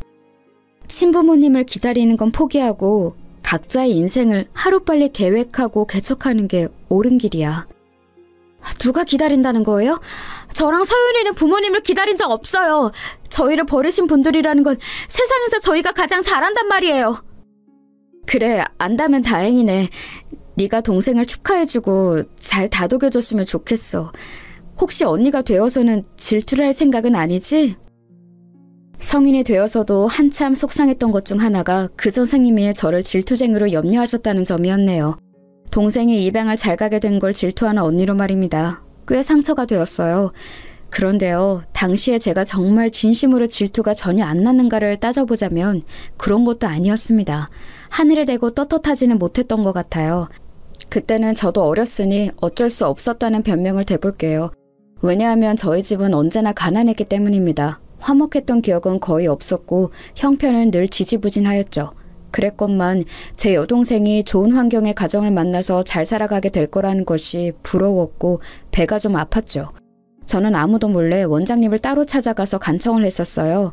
서윤이와 함께 저도 그 집에 입양을 가면 안 되겠냐는 것이었습니다. 두 손을 모아 비로도 받지만 원장님은 저를 떼어내셨죠. 될 일마저 안 되게 만들지 말라고 하시면서 여동생의 앞날이나 축복해달라고 하시더라고요. 앞으로 평생 못 보게 될 수도 있는 거니까 이별도 후회되지 않게 잘하라고 하셨습니다. 그 소리를 듣고 나니까 심장이 철렁 내려앉더라고요. 나는 5년 전의 일을 어느 정도로 기억하지? 어렸을 때니까 어쩔 수 없이 기억이 잘 안 나. 거의 기억들이 희미한데 그렇다면 서윤이는 크고 난 뒤에 나를 잊게 되는 걸까? 아빠랑 엄마까지 해서 넷이 살던 우리 가족의 모습은 아예 잊을지도 모를 일이고 나의 존재도 별것 아닌 것으로 기억에 남길 수 있겠구나. 왠지 겁이 났습니다. 그래서 그때부터 저는 서윤이의 손을 꼭 붙잡고 몇 번이고 이런 당부를 해주었어요. 서윤아, 너 절대로 나 잊어버리면 안 돼. 이제 앞으로는 네가 커서 나한테 연락을 해줘야 돼. 네가 나를 찾아야 돼. 왜? 그럼 언니는 나한테 연락 안 할 거야? 언니는 나 안 찾아올 거야? 엄마가 우리 버린 것처럼, 아빠가 우리 버린 것처럼 언니도 나한테 그렇게 하는 거야? 얘가 무슨 소리를 하는 거야. 그런 건 절대 아니야. 그냥 너하고 이제 헤어지면 우리가 만날 길이 어려워지니까 그러는 거야. 나는 너를 찾을 수 없으니까 네가 나를 찾는 수밖에 없어. 내가 여기에다가 다 적어놨으니까 이거 꼭 잃어버리지 말고 머릿속에도 외우고 있어. 알았지? 저는 최고로 아끼는 예쁜 노란 색감의 색종이에다가 너무 아끼는 나머지 필통에서 꺼내지도 못했던 사인펜으로 제 이름과 생일과 고아원 주소를 적었어요. 부모님의 성함도 적었었네요. 그런 것들을 줄줄이 적은 걸 서윤이에게 건네주었는데 제법 의연한 얼굴로 알겠다고 하더군요. 그 모습에 안심이 되면서도 섭섭했습니다. 야, 이 바보야. 가기 싫다고 그래야지. 언니하고 떨어지기 싫다고, 입양 가기 싫다고 그래야지. 너는 진짜 세상에서 제일 바보인 동생이야. 너 이제 내 동생 하지 마. 아니야, 언니. 나 언니하고 떨어지기 싫어. 떠나기 싫어. 계속 언니 동생 하고 싶어. 아빠가 나는 가짜 딸이라고 그랬으니까 언니가 나 귀찮아서 멀리 보내버리는 줄 알았어. 나를 진짜 동생이라고 생각해주지 않는 줄 알았어. 그때 서윤이가 눈물 콧물을 다 흘리면서 저에게 말했고 저 역시 엉엉 울기 시작했습니다. 저도 어렸던 때인데 서윤이는 얼마나 더 어렸을까요? 그 어리대 어린 아이의 입에서 그런 말들이 나왔다는 게 지금 생각해도 제 가슴을 아프게 울립니다. 서윤이를 붙잡고 숨이 넘어가도록 울던 그때 제 가슴 안에서 질투 같은 얄팍한 감정들은 모두 눈물과 함께 녹아내렸어요. 오로지 여동생의 안녕을 바라는 언니의 절절한 심정이 되어 있었지요. 그날에 깨우쳤던 것 같아요. 사실 저희 자매는 고아원에 버려지기 이전부터 서로에게 서로뿐이었다는 것을 말이죠. 애틋하게 서로의 손을 꼭 붙잡은 채 입양날까지 얼마 남지 않은 짧은 기간을 소중히 보냈어요. 씩씩하게 굴던 서윤이는 막상 입양 가는 날이 되자 저에게 매달려 다시 울음을 터뜨렸습니다. 왜 저와 떨어져야 하는지 모르겠다고 했어요. 선생님들이 곤란해하실 정도로 서윤이가 정신을 못 차리고 울자 저는 구석으로 서윤이를 데리고 가서 또박또박하게 전해주었습니다. 울지마, 뚜! 앞으로 이렇게 울면 안 돼. 그러면 네가 그 집에서 미움받을지도 몰라. 또 버림받는 건 슬프잖아. 그렇게 되면 안 돼. 알았지? 서윤이, 너는 내 동생이지만 정말로 예쁘게 생겼어. 그러니까 예쁨 받을 수 있을 거야. 정신 똑바로 차리고 잘 살아야 돼. 언니, 우리는 왜 가족이 다 따로 살아야 돼? 같이 살면 안 되는 거야? 엄마, 아빠하고 다 같이 사는 애들은 왜 그런 거고 우리를 왜 이런 거야? 우리가 함께하면 좋겠지만 그럴 수 없어, 서윤아. 학교에서 언니 반에는 이름도 얼굴도 예쁜 장미라는 애가 있어. 근데 성도 백이다? 백장미야. 이름 정말 예쁘지? 걔는 집도 잘 사는 모양이야. 가방도 옷도 빛이 나거든. 머리띠는 맨날 새 걸로 쓰고 와. 우와, 공주님 같은 언니인가 보다. 다들 그 언니를 좋아할 것 같아. 맞아. 친구들도 선생님들도 걔를 좋아해. 그런데 언니 반에는 이름도 촌스러운 김숙자가 있어. 걔는 고아원에 사는 나보다도 못해. 머리도 제대로 못 감은 때가 많고 옷은 구멍난 곳이 거의 그대로야. 선생님은 김숙자보다 백장미를 예뻐하셔. 어제도 학교에서 둘이 똑같이 교과 제창을 잘했을 때도 백장미에게만 박수를 치라고 하셨어. 김숙자에게는 그냥 자리에 앉으라 하셨지. 못됐어. 선생님 나빴어. 둘이 잘했으면 둘이 똑같이 칭찬받아야 맞는 거야. 그치? 하지만 서연아, 세상은 공평하지 않아. 백장미도 김숙자도 그리고 나도 아직 어리잖아. 그냥 어린애일 뿐이야. 하지만 각자의 인생이 출발점부터 다른 걸 슬프지만 모를 수가 없어. 서연아, 잘 들어. 우리는 남들보다 좋은 출발을 하지 못했어. 타고난 게 없어. 싫어도 인정해야 돼. 그게 사실이니까. 그렇기 때문에 너는 가야 하고 나는 남아야 돼. 가서 잘 살아. 죽이 되든 밥이 되든 네가 여기서 남아있는 것보다 훨씬 나은 미래가 펼쳐질 거야. 저는 담당 선생님의 말만 따나 많이 성숙했던 것 같아요. 어른도 쉽사리 하지 못한 이야기들을 하고 있었으니까요. 그리고 그런 이야기를 아직 이해하지 못하는 눈초리를 하고도 서윤이는 가만히 듣고 있었습니다. 저는 눈물을 마저 닦아주며 그랬죠. 서윤아, 너 전에 우리 옆집에 살던 성희 언니가 키우던 병아리 기억나? 이름이 삐약이었는데 하도 비실비실 골고거려서 금방 죽을 거라고 동네 어른들이 다 그랬었지만 안 죽고 자라서 시골집으로 갔잖아. 서윤이, 너도 삐약이처럼 버티고 살아남아. 남들이 혹시 제 입양될 때 이렇게 떠들어도 아무리 비웃어대도 무조건 이겨내면 돼. 너는 할 수 있어. 그건 솔직히 저 스스로에게 하는 다짐에 가까웠습니다. 사실 저는 여동생이 함께 있었기에 의지가 되었고 버틸 수 있었으니까요. 앞으로가 막막했기 때문에 다짐을 한 것이었죠. 제 말을 이해하지 못하지만 기억은 하겠다는 듯이 차분한 눈초리로 고개를 끄덕인 서윤이는 저와 새끼손가락을 단단히 걸고 약속했습니다. 미래를 약속한 것이었네요. 제 여동생 서윤이는 그날 오후에 입양을 갔어요. 좋은 차가 와서 멀끔하게 차려입은 부부가 서윤이를 데려가는 것을 저는 일부러 가까이 가지 않고 멀리서만 지켜봤습니다. 서윤이는 다음 생일을 맞기 전까지 저에게 편지를 붙이겠다고 하였어요.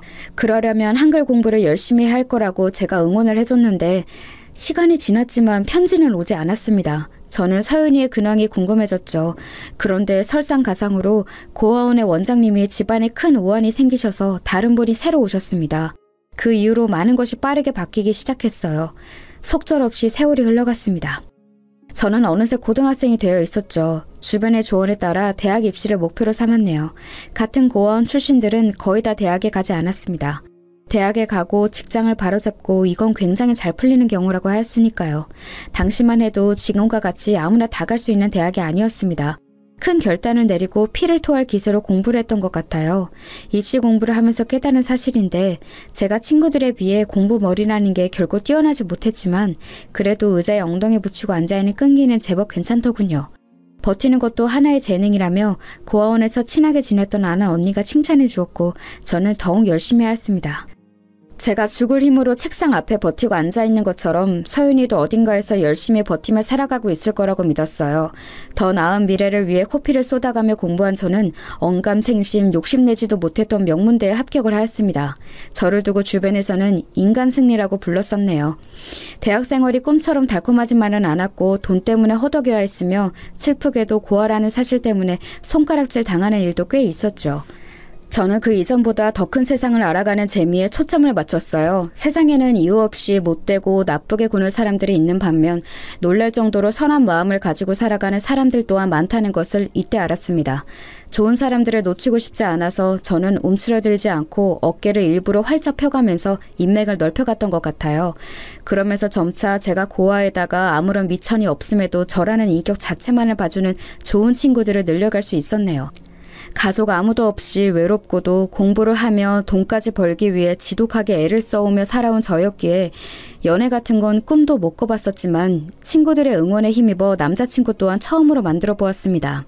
첫 연애는 대차게 실패로 끝났지만 한번 경험을 해보니까 감이 잡히더라고요. 그 다음부터는 자신감을 가지고 연애를 했고요. 제 앞가림 하나는 철저하게 할 줄 아는 저를 두고 주변에서는 정말 똑부러졌다고 평가를 해줬습니다. 저는 막연히 훗날 결혼을 하게 된다면 저보다 낫거나 최소한 제 수준으로 야무진 남자와 하게 될 거라고 믿으며 소망했었네요. 성격 확실하고 능력 좋은 남자라면 금상첨화였고요. 그러나 저는 시간이 흘렀을 때 제 친구들의 얄미운 걱정을 실현시키고 말았어요. 제 친구들이 장난스럽게 저를 향해 이런 말들을 했었거든요. 야, 서영아, 너처럼 똑부러진 여자들이 은근히 결혼해서 고꾸라지는 거 알지? 이상하게 약간 부족한 반푼이 같은 남자를 만나서 혼자 막 가정을 책임져가면서 고생하며 산다더라. 너도 조심해. 뭐? 너 진짜 너무한다. 나한테 왜 그런 악담을 해? 저번에 졸업시험 같이 쳤던 다른 애도 나한테 그런 농담을 하던데 이것들이 진짜 나를 뭘로 보고 자꾸 그러는 거야? 나 같은 여자는 의사, 변호사 이런 전문직 만날 것 같다고 예상 좀 해주면 어디다 없나? 너희들 전부 나를 질투해서 그러는 거지? 에이, 아니야. 나름 근거가 있어서 그래. 사업병 걸린 남자, 폼 잡는 것만 할 줄 알고 남들 앞에서 부끄러움만 많이 타는 남자. 이런 남자들이 꼭 자기 마누라 속썩이면서 살잖아. 그런데 그 마누라들을 보면 꼭 그렇게 장사를 잘하고 있더라. 아니면 영업을 잘 뛰든가. 아무튼 그렇게 반강제적으로 슈퍼우먼이 돼서 똑부러진 장점을 슬프게 활용하면서 사는 부부가 많아. 내가 TV를 하도 많이 보는 사람이라서 아는 거야. 그때는 스마트폰이라는 것이 보급되기 이전이었으므로 TV만 주구장창 쳐다보았던 그 친구의 눈에는 한량 같은 남자를 잘못 만나서 억지로 슈퍼우먼이 되어서 가정을 이끌어가는 여장부와 똥폰만 잡을 줄 알고 이리저리 훈수나들 줄 알지 생활력은 빵점인 놈팡이의 조합이 자주 보였던 모양입니다. 저는 시간이 한참 지나서야 깨닫게 되었죠. 친구들이 자꾸만 저를 두고 장난스레 그리 말을 했었던 건 남들의 눈에 제가 어쩌면 헛똑똑이 유형처럼 보였기 때문일지도 모른다는 사실은 말입니다. 어렸을 때는 왜 이런 게 안 깨달아지는지 모르겠어요. 어느덧 결혼을 머릿속에 그릴 나이가 되었을 때 만난 남자는 똑부러지는 것과는 거리가 꽤 있었습니다. 저에게는 없는 감수성, 꾹꾹 글자를 눌러 쓴 손편지에 꽃잎으로 봉투를 밀봉한 것이라든지 이런 걸 보면서 제가 홀랑 넘어가 버렸던 것 같아요. 남자친구가 황금빛의 물결치는 갈대밭에서 저에게 청혼을 했을 때 그 멋진 감성을 뿌리치고 제가 어떻게 거절을 할 수 있었겠나요? 저에게 청혼하기 위해 꿇은 한쪽 무릎이 왠지 모르게 아주 많이 든든해 보였습니다. 가족이 없는 저에게 자기가 가족이 되어주겠다는 그 말 또한 아주 달콤하게 들렸고요. 연애 기간이 길지는 않았으나 연애하는 내내 저에게 꿀처럼 달콤한 말들을 많이 해준 사람이었어요. 아등바등 아주 악착같이 살아오느라 바빴던 저에게 남자친구 같은 사람은 거센 소나기가 갑자기 내린 길에서 반갑게 만난 오두막 같은 존재였습니다. 제가 넘어져서 울고 있을 때 저를 일으켜줄 힘이 있는지는 확신할 수 없으나 저와 함께 울어줄 것 같은 그런 느낌을 주었죠. 그리고 무엇보다 남자친구와 만나는 동안 저에게는 엄청난 호재가 있었는데요. 그것은 바로 아주 오랜만에 눈물의 상봉을 이뤄낸 것이었답니다. 네, 맞아요. 제가 오래전에 고아원에서 헤어진 제 여동생 서윤이를 다시 만난 거예요. 서윤이 쪽에서 저를 수소문한 끝에 서로가 만나게 되었죠. 옛날 그때 서윤이가 왜 저에게 편지를 붙이지 않았는지 저는 내내 의문이었는데 비로소 전말을 알게 되었습니다. 알고 보니까 서윤이가 입양을 간 지 몇 달이 지났을 때 병원에서 한 가지 엄청난 사실을 마주했던 거예요. 그건 바로 백혈병이었어요. 지금은 백혈병이라는 병명의 무게가 당시보다 덜하다고 생각합니다. 옛날에는 백혈병에 걸렸다고 하면 무조건 머릿속에서 죽느냐 사느냐부터 떠올랐으니까요. 서윤이는 자기 생일을 불과 한 달 앞두고 병원 생활을 시작했습니다. 경제적으로 넉넉한 집안이었기에 서윤이가 치료를 받을 수 있었고 정말 다행인 일이었죠. 만약 고아원 생활을 계속했다면 백혈병에 걸렸다는 사실도 제때 발견하지 못한 채 진짜 큰일로 번질 수 있었으니까요. 뒤늦게 그 이야기를 듣고는 제가 가슴을 쓸어내렸어요. 병마와 긴긴 사투를 벌인 서윤이는 당연히 그 기간 동안 학교를 다니지 못했어요. 그래서 서윤이의 새 부모님께서는 생각하셨던 건가 봐요. 서윤이의 미국행을 말입니다. 자유로운 교육 시스템 안에서 서윤이가 공부를 해나가길 바라셨던 것이죠. 긴 병원 생활을 마치고 열심히 요양생활도 다 끝냈더니 이제는 미국으로 가라는 소리를 들은 거잖아. 겁이 나거나 싫지는 않았어? 서윤이 너는 높지도 않은 그 고아원 건물 위로 올라가는 것도 무서워했었는데 어떻게 비행기를 탈 생각을 했어? 그게 사실은 나도 엄청 무서웠어. 겁이 났고 가기 싫었어. 외국이 무조건 미국인 줄 알았던 때였잖아. 그런 엄청난 나라에 내가 간다는 게 실감이 안 났고 얼굴도 모르는 이모라는 분의 집에서 살게 되는 것도 전혀 좋지 않았어. 그런데 나는 입양된 지 얼마 안 돼서 아픈 아이였잖아. 나를 딸로 맞아주신 새 부모님께 민폐를 끼친 것 같아서 늘 전전긍긍이었거든. 미국까지 가기 싫다 그러면 내가 정말 미움받게 될까봐 그게 비행기를 타고 낯선 땅으로 가는 것보다 무서웠어. 언니가 그랬잖아. 꼭 버티라고. 그 말 기억하면서 미국에 갔어.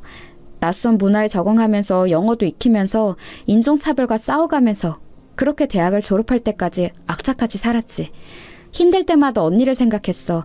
내가 치열하게 버티고 있는 만큼 언니도 반드시 그럴 것 같았거든. 그렇게 생각하면 위로가 되더라. 나는 언니 덕분에 이날 이때까지 잘 버티면서 살아온 것 같아. 서윤이가 덤덤하게 말을 하는데 세월이 흘러서 그 어렸던 아이가 어엿한 성인이자 사회인이 되었음에도 옛날 그 얼굴의 인상이 그대로 남아있는 게 신기했습니다. 그래서 저는 아직도 마냥 어린 제 여동생으로만 보였어요. 저도 모르게 손을 뻗어서 서윤이의 머리를 쓰다듬어줬죠. 잘했다고, 수고했다고, 건강하게 살아있어줘서 고맙다고. 그런 말들을 저도 모르게 했던 것 같아요. 제가 한참 중얼거리고 있는데 어느새 서윤이가 어깨를 들썩이면서 울고 있더군요. 그제야 저희 자매는 의연한 척을 집어던지고 서로를 끌어안았습니다. 그동안 서로 잘 버텼다고요. 그렇게 말을 했죠. 사실 저에게는 지난 세월 제가 쌓아온 역사라는 게 있었고 서윤이는 말할 것도 없이 자기 인생을 새로이 아주 멋지게 개척하며 살아온 바였죠. 그럼에도 자매라는 것은, 가족이라는 건 무게가 다르더라고요. 어색함이나 민망함은 아주 잠깐뿐이었고 전혀 다른 영역에서 살아왔음에도 이상하게 서로 눈빛만 봐도 편안한 공감이 느껴졌습니다. 예나 지금이나 서로에게 유일무이한 존재였죠. 사실 서윤이는 더 이상 서윤이가 아니었어요. 입양을 간 뒤로 새로 이름이 생겼고 미국에서 쓰는 영어 이름도 따로 있었거든요. 그래서인지 서윤이는 제 입을 통해 듣는 자기의 옛날 이름이 애틋하다며 웃음을 지었습니다. 아이처럼 웃는 서윤이었지만 사회적 위치는 전혀 꽤 위험이 넘쳤답니다. 미국에서 대학을 졸업한 뒤 어느 기업에서 짧게 일을 하며 실무 감각을 키운 서윤이는 한국으로 아예 들어온 명확한 목적이 있었어요. 그것은 바로 서윤이의 새 가족 중에 큰 이모 되시는 분이 설립하신 회사에 들어가기 위함이었습니다. 그 당시에는 굉장히 세련되게 느껴졌던 마케팅 전문 회사였어요. 미국에서 공부한 서윤이의 감각을 필요로 하는 곳이기도 했죠. 그 회사는 당시에 점점 더 규모를 키워가며 잘 나가고 있었습니다. 젊은 인력들이라면 모두가 선망하는 곳이기도 했고요. 그런 엄청난 곳에서 제 여동생이 총괄 팀장으로 있으며 곧 회사의 총책임자 자리에 오를 것이라는 게 제 가슴을 벅차게 만들었어요. 언니, 혹시 우리 회사에 들어올 생각은 정말 없는 거야? 지금도 언니가 워낙 탄탄한 직장에 다니고 있어서 내가 강하게 더 권유를 하기는 민망하지만 우리 회사로 오면 연봉을 훨씬 더 많이 줄 수 있어. 무엇보다 내가 있는 곳이잖아. 제안은 진심으로 고맙지만 다시 한번 사양해야겠어. 나는 지금의 자리에 만족하고 무엇보다 내가 개척한 길을 오롯이 나만의 힘으로 걸어나가고 싶거든. 이제 너도 내 곁에 있고 언제든지 만날 수 있으니까 너한테 내가 확실하게 언니 파워를 보여줄게. 내가 얼마나 대단한 악바리인지 보여줄 테니까 앞으로 잘 봐. 하여간에 언니를 못 당하겠네. 내가 자라면서 언니와 헤어질 때를 기억해서 한 부분도 놓치지 않으려고 열심히 되새겼었는데 얼마나 내심 놀랐던지 몰라. 언니가 고작 그 나이에 세상을 통달한 듯이 의연하게 나한테 충고이자 조언을 남겼다는 게 두고두고 놀라웠어. 그래서 나는 아무리 노력해도 언니처럼 대단해질 수는 없겠다고 진작에 깨달았지. 아무튼 언니, 혹시라도 마음이 바뀌면 언제든지 얘기해. 우리 회사는 언니에게 문이 활짝 열려 있으니까. 고맙고 든든한 서윤이에게 제가 설마 그 회사 입사 문제로 아쉬운 소리를 하게 될 줄은 그때는 상상도 못했었네요. 다름이 아니라 결혼을 약속한 제 남자친구 때문이었어요. 남자친구가 직장 내 괴롭힘과 따돌림 문제로 힘들어하고 있었거든요. 그 계기도 어이가 없었습니다. 남자친구가 회식 뒤풀이에서 남자들끼리 질 나쁜 이 차를 가는 것에 끼지 않았다는 점이었죠. 여자 사원들을 향해 짓궂은 농담을 건네는 남자들에게 동조를 하지 않는 것 또한 원인이 되었습니다. 아직은 직장 문화에 대한 사회적 인식이 살짝 부족했던 때였어요. 부당함을 주장하며 혼자 맞서는 것은 너무 어려운 일이었죠. 남자친구가 그러더군요.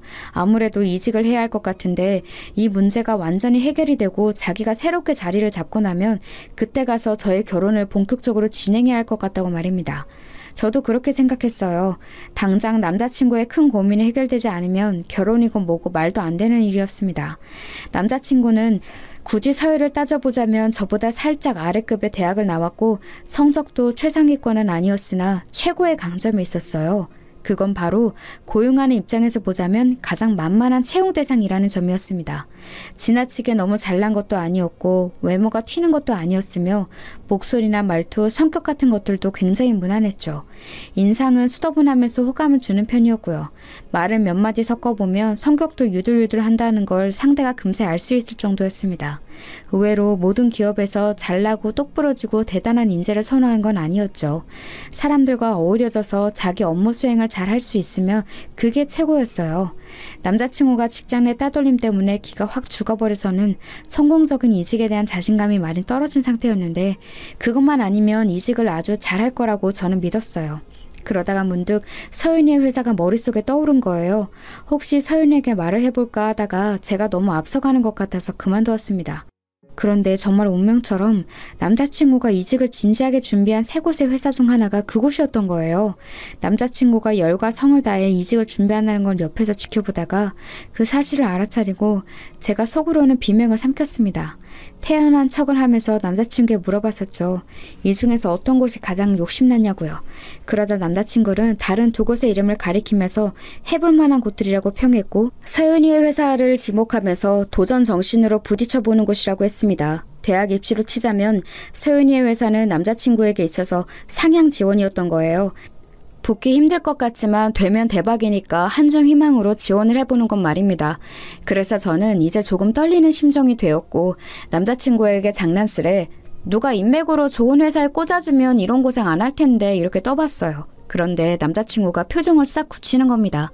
그러면 좋기야 좋겠지만 낙하산이라는 낙인이 찍혀서 직장 생활이 부담스러울 것 같고 자기도 그 생각에 사로잡혀서 힘들 것 같다고 하더군요.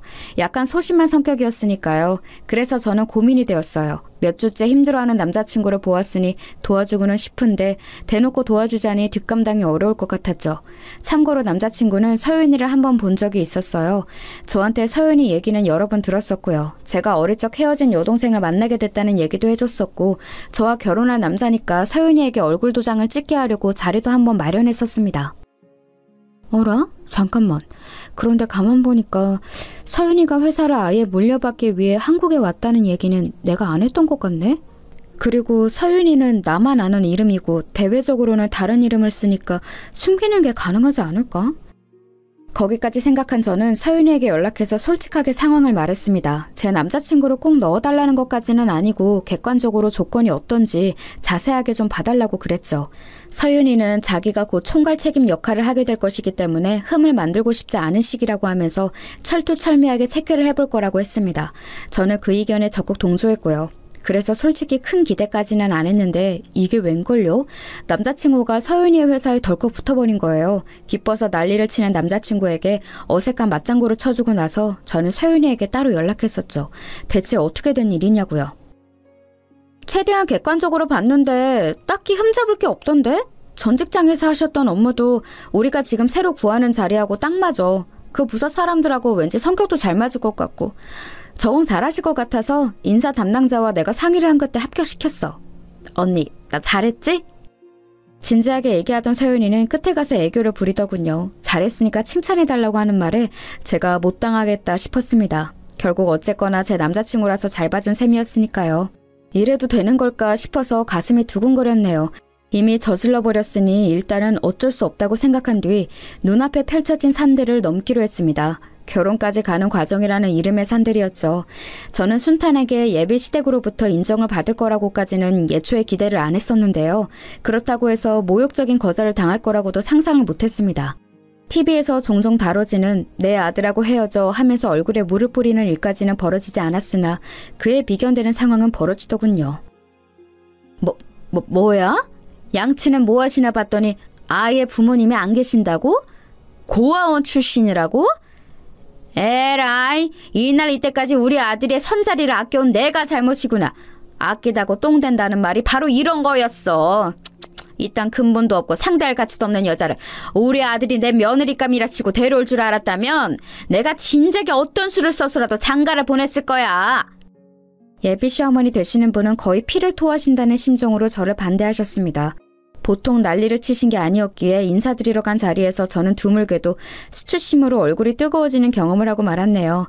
시어머니와 며느리는 원래 어려운 관계니까 너무 낙심하지 말자고 스스로를 얼른 달랬었죠. 고부관계는 원래부터 꼬여있는 실타래 같은 것이고 그걸 풀어가냐 마느냐 혹은 더 꼬이게 하느냐 이런 것이라는 소리를 결혼한 친구에게 들은 적이 있었습니다. 그만큼 고부관계가 쉽지 않아서 그런 것 같아요. 결혼한 제 직장 선배 한 명은 시어머니와 며느리가 필연적으로 물과 기름일 수밖에 없다는 말까지 했었죠. 그런 말들을 떠올리면서 저는 제가 당하는 수모가 꽤 일반적인 것일 거라고 애써 위안하면서 남자친구를 향해 나는 괜찮다고 씩씩한 척을 했었습니다. 자기 모친이 워낙 유별나게 괄괄한 성격이시기는 한데 설마 이렇게 대놓고 반대를 하실 줄은 몰랐다면서 남자친구도 무척 민망해했어요. 연애를 한다고 얘기를 하면 하도 간섭을 하시니까 저와 만나는 걸 집에 숨겨왔었는데 그게 후회된다고도 하였죠. 남자친구는 어떻게든 자기 모친을 설득하려 했습니다. 그때 당시 예비 시아버지 되시는 분께서는 질환으로 병원 치료를 받고 계셨는데 바로 이 점을 들어서 남자친구는 이럴 때 아버지께 희소식을 전해드리고 싶다고 주장하였으나 오히려 예비 시어머니의 화를 더 사고 말았네요. 오호라, 우리 집 양반이 때마침 아파서 골골거리고 있으니까 딱 이때를 틈나서 결혼을 해치우려고 작정을 한 거였구먼. 고아원 출신 주제에 제법 대학도 잘 나오고 직장도 그럴싸한 곳에 다니고 있어서 보통 내기가 아니겠다고 짐작을 했는데 역시 나였어. 보통 영약한 게 아니야. 저를 색안경을 쓰고 바라보시는 그분의 태도 때문에 저는 속이 꽉 막힌 듯 답답했습니다. 살면서 그렇게 저자세로 나가본 적은 처음이었던 것 같아요. 앞으로 똑소리 나는 며느리가 되어 보이겠다고 하면서 그분께 머리를 숙여 읍소를 했었죠. 팔은 안으로 굽는다고 자기 모친이 열렬히 반대를 하면 남자친구의 기세도 결국 꺾일까 봐 걱정이 됐거든요. 하지만 그럼에도 결코 쉽지 않았습니다. 네가 양심이라는 게 있거든. 가만히 생각을 해봐라. 너는 이미 고아원 출신이라는 것부터가 마이너스인데 네가 잘났다고 해도 우리 아들보다 잘났니? 아니잖아. 우리 아들 이번에 얼마나 근사한 곳을 이직했는지 너도 잘 알지? 당연히 그걸 알고서는 눈이 돌아가서 우리 아들과 결혼하려고 혈안이 된 것이겠지만 두 사람의 점수 차이가 너무 극심하니까 결혼을 하기에는 영 불공평하다고 나는 생각이 드네. 점수 차이라는 말씀을 하시니까 제가 고아원 출신이라는 딱지를 지울 수 있는 것도 아니니 저는 솔직히 드릴 말씀이 없어지네요. 그런데 이 세상에서 점수 차이가 아름답게 나는 남녀가 몇이나 될까요? 모든 조건이 비등비등하기는 쉽지 않고 또 그렇다고 해서 그 결혼이 순탄할 거라는 보장도 없다고 생각합니다. 오히려 서로 비슷하기에 마찰이 더 일어날 수도 있겠죠. 그건 네 말이 맞다만 그래도 이건 내 입장에서는 도저히 화딱지가 나서 그냥 허락을 해줄 수가 없어. 원래 여자한테 잘못 빠지면 눈이 휙 돌아가는 게 남자라는 동물이니 우리 아들은 불쌍한 환경에서 자란 너를 치근하게 보고 동정심을 발휘했다고 치자. 그런데 너는 뭐야? 너는 왜 양심도 없이 거기다 대고 맞장구를 쳐주고 있어? 그러면 안 되는 거 아니니? 되고 안 되고라는 이분법적인 논리로 남녀 관계를 설명할 수 없다고 저는 봅니다. 그리고 말씀하신 것처럼 그 사람이 정말 너무도 착하고 마음도 여려서 저에게 동정심을 가져준 걸지도 몰라요. 그럼에도 저는 그 마음이 따뜻하게 느껴지더라고요. 그 관심과 애정에 저는 열과성을 다해서 보답하고 싶어졌어요. 결혼하면 정말 잘 살 자신이 있습니다. 역시나 보통 내기가 아니야. 새치어를 차분하게 놀리는 모양이 아주 심상치가 않아. 물러 빠진 우리 아들이 혹시 앞으로 손해보고 사는 건 아닌가 싶어서 걱정이네.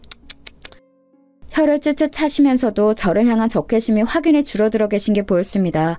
뭐 이딴 게 있냐고 하시면서도 저를 향해 더 이상 지적할 부분들이 없으신지 그 이후로는 약간 조용한 행보를 보이셨어요. 그러더니 며칠 후 남자친구를 통해 저희 재직증명서와 급여명세서 같은 걸 보고 싶다고 요청을 해오셨습니다. 저는 거리낄 게 없어서 그렇게 따라 준비를 했는데 남자친구에게 그걸 다 전달해주고 나니까 약간 이상한 기분이 들더라고요. 이런 것쯤은 남자친구가 중간에서 자기 모친을 제지해줄 수 있는 게 아닌가 싶었거든요. 그런데 자기 모친의 요청을 저에게 그대로 전달하는 걸 보면서 착해서 좋다고 여겼던 유순한 면들이 결혼하고 나면 답답하고 속 터지는 면들로 보이겠구나 하는 판단이 처음으로 섰습니다. 뭔가에 홀린 듯 남자친구와의 결혼을 위해 달려오느라 앞만 봤는데 차분하게 생각이라는 걸 정리해본 거죠. 분위기에 휩쓸려서 홧김에 결혼했다가 금세 후회했다는 직장의 어떤 분 이야기도 떠올랐습니다. 제가 왠지 모르게 심란해졌을 때였어요. 예비 시어머니 되시는 분의 허락이 떨어진 겁니다. 저를 며느리로 받아주시겠다며 결혼 준비에 들어가자고 하셨어요. 심란했던 것도 있고 저는 화들짝 놀랐죠. 그분은 가만히 계산기를 두드려 보니까 저를 며느리로 맞이하는 게 장기적으로 손해보는 것 같지는 않다고 하시면서 결혼에 대해 진지하게 한번 논의를 해야 하니까 식당 예약을 하라고 하셨습니다. 고아원 출신이라 그런 걸까요? 저는 이런 뉘앙스를 읽는 것에는 눈치 백단인 편이었어요. 식당 예약부터 저를 가늠하시고자 함을 알았습니다. 남자친구에게 그분의 평소 취향을 세세히 물어보았고 음식은 물론이고 인테리어와 위치 같은 곳까지 흠잡을 데 없는 식당으로 골랐습니다. 약속된 당일 예비 시어머니께서는 식당에 들어서시면서 제법이네 라는 표정을 짓고 계셨죠. 성공이다 싶었어요. 이제 문제될 것은 없을 줄로 알았습니다. 서연이에게도 이쯤이면 결혼 얘기를 자세하게 해줄 수 있겠다 싶어서 제가 속으로 즐거워하고 있을 때였어요. 제가 자연스레 여동생 이야기를 꺼냈는데 그분의 표정이 확 굳어지는 겁니다. 여동생? 부모도 형제도 없는 거 아니었어? 고아원에서 헤어진 여동생을 지난해에 다시 만났다고? 결혼 얘기를 이미 여동생에게 꺼냈고 내일 만나서 자세한 결혼 이야기를 전해줄 거라고? 하하, 이런 어이없는 상황을 다 보았나. 기껏 고아 하나 걷어주려고 선심 쓰기로 결정했더니 웬 여동생? 걔는 뭐하는 얘라니? 돈이나 좀 버니? 혹시 너한테 기생하며 사는 건 아니지? 저보다 5살 아래고요. 나이에 비해 능력이 좋아요.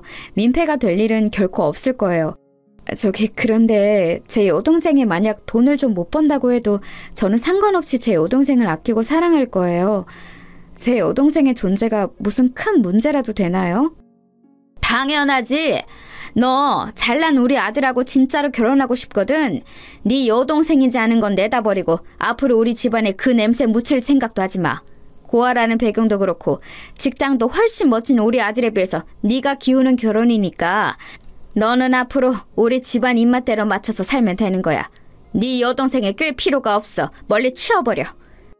그때 제 이성이 또 끊기는 게 여실히 느껴지더군요. 인상을 찌푸리시는 그분의 얼굴을 가만히 보다가 천천히 제 옆자리의 남자친구를 쳐다봤어요. 저에게 난처한 눈빛을 보내고 있었죠. 그 눈빛의 의미를 저는 알 것 같았습니다. 우리 엄마 말대로 해 라는 표시였어요. 우유부단한 모습도 착하고 순해 보여서 참 좋았는데 이제는 그게 찌질해 보였습니다. 저는 피식 웃으면서 가방을 뒤져 명함 하나를 꺼내 테이블 위로 올려두었어요. 남자친구가 그걸 먼저 알아봤고 예비 시어머니께서도 놀란 얼굴이 되셨죠. 이게 뭐야? 여긴 우리 아들 회사잖아? 대표 명함? 너 혹시 이 회사 대표하고 아는 사이였니? 그 대표가 제 여동생이에요. 멀리 치워버리라고 하신 바로 그 여동생이요. 저는 이만 가볼게요. 계산하고 가겠습니다. 앞으로 뵐 일은 없을 거예요. 두 사람이 충격에 얼어붙었을 때 저는 자리에서 일어났습니다. 남자친구가 손을 덜덜 떨면서 제 팔을 잡더군요. 설명을 요구하는 눈빛을 보고 저는 그 손길을 거칠게 떼어냈어요. 내 여동생 옛날에 입양 간 거 알고 있지? 그래서 내가 부르는 거 말고 이름이 따로 있어. 얼마 전 그 회사 대표 자리에 오른 그 이름이 내 여동생 이름 맞아. 아, 혹시 내가 낙하산 태워준 건지가 궁금해? 그것도 맞아. 하도 간절해 보이길래 내가 여동생한테 부탁을 넣었지. 그런데 지금은 후회되네. 제가 간결하게 말하고 돌아서자 이번에는 그 모친의 저를 붙잡으며 두 손을 모아 싹싹 빌었습니다. 이토록 놀라운 태도 변화에 저는 기가 막혔네요. 실언을 한 걸 용서해달라며 낯빛이 완전히 창백해지신 채로 저에게 빌고 또 비셨습니다. 부모한테 버림받았으면서 자매가 어쩜 이렇게 둘 다 능력들이 좋았니? 둘 다 천재인 거 아니니? 내가 그런 것도 못 알아보고 아까 개소리를 좀 짓거렸지. 미안하다. 내가 살짝 노망이 왔나 봐. 우리 아들의 뒤에서 네가 힘을 써줬었다니. 세상 천재 이런 완벽한 신부감이 있을까? 우리 아들이 복을 받은 거였어. 네, 그리고 방금 그 복을 뻥 걷어찼죠. 미란 한 줌 없다는 듯 제가 웃으며 말했을 때 그분은 몸에서 힘이 쭉 빠지셨는지 옆으로 털썩 쓰러지셨어요. 넋이 나가 계셨죠. 남자친구는 놀라서 자기 모친을 부축하다가 혼란스러운 눈으로 저를 쳐다봤습니다. 앞으로가 걱정인 모양이었어요. 저는 더 상대 안 하고 나왔네요. 바로 여동생에게 연락해서 만났어요. 모든 일을 다 털어놨더니 서윤이는 분노를 금하지 못하면서도 자기 명함을 꺼내들어서 제가 대처한 것만은 속이 시원하다고 해줬습니다. 언니, 나이 먹었다고 급하게 결혼하려고 하지 마. 결혼 생활이라는 게 아주 어려운 일인 걸 우리는 알고 있잖아? 직접 눈으로 보고 겪어봤으니까. 서윤이의 말이 맞았습니다. 결혼이라는 무게를 내려놓고 마음 편하게 사는 게 나을 것 같더라고요. 그 이후로 저는 남자친구와 헤어졌어요. 결혼을 꿈꿨던 사이였건만 헤어지고 나니까 그냥 남이 되는 것에 허탈하더군요. 저에게 울면서 매달렸으나 제 마음은 이미 떠나 있었습니다. 여동생 회사에서는 그 사람이 몇 달 뒤 자진 퇴사했어요. 정신적으로 강인하지 못한 사람인데 자기가 낙하산이었다는 사실에 충격을 받았을 뿐더러 제 여동생 회사니까 눈치가 보여서 전전긍긍이었나 보더라고요. 하도 신경을 많이 써서 스트레스성 위험이 크게 도졌고 회사 생활이 어려워져서 눈물을 머금고 퇴사를 한 거였죠. 들렸던 후문으로는 저와 헤어진 이후로 자기 모친에게 원망을 쏟아내며 많이 싸운 모양인 것 같았네요. 아무튼 그렇게 인연의 막은 내렸습니다. 그 이후로 저는 더 멋진 인연을 만나서 행복한 시간들을 지금껏 보내왔으니 과거를 과거로만 묻어둘 수 있어서 다행이라고 생각 중이랍니다.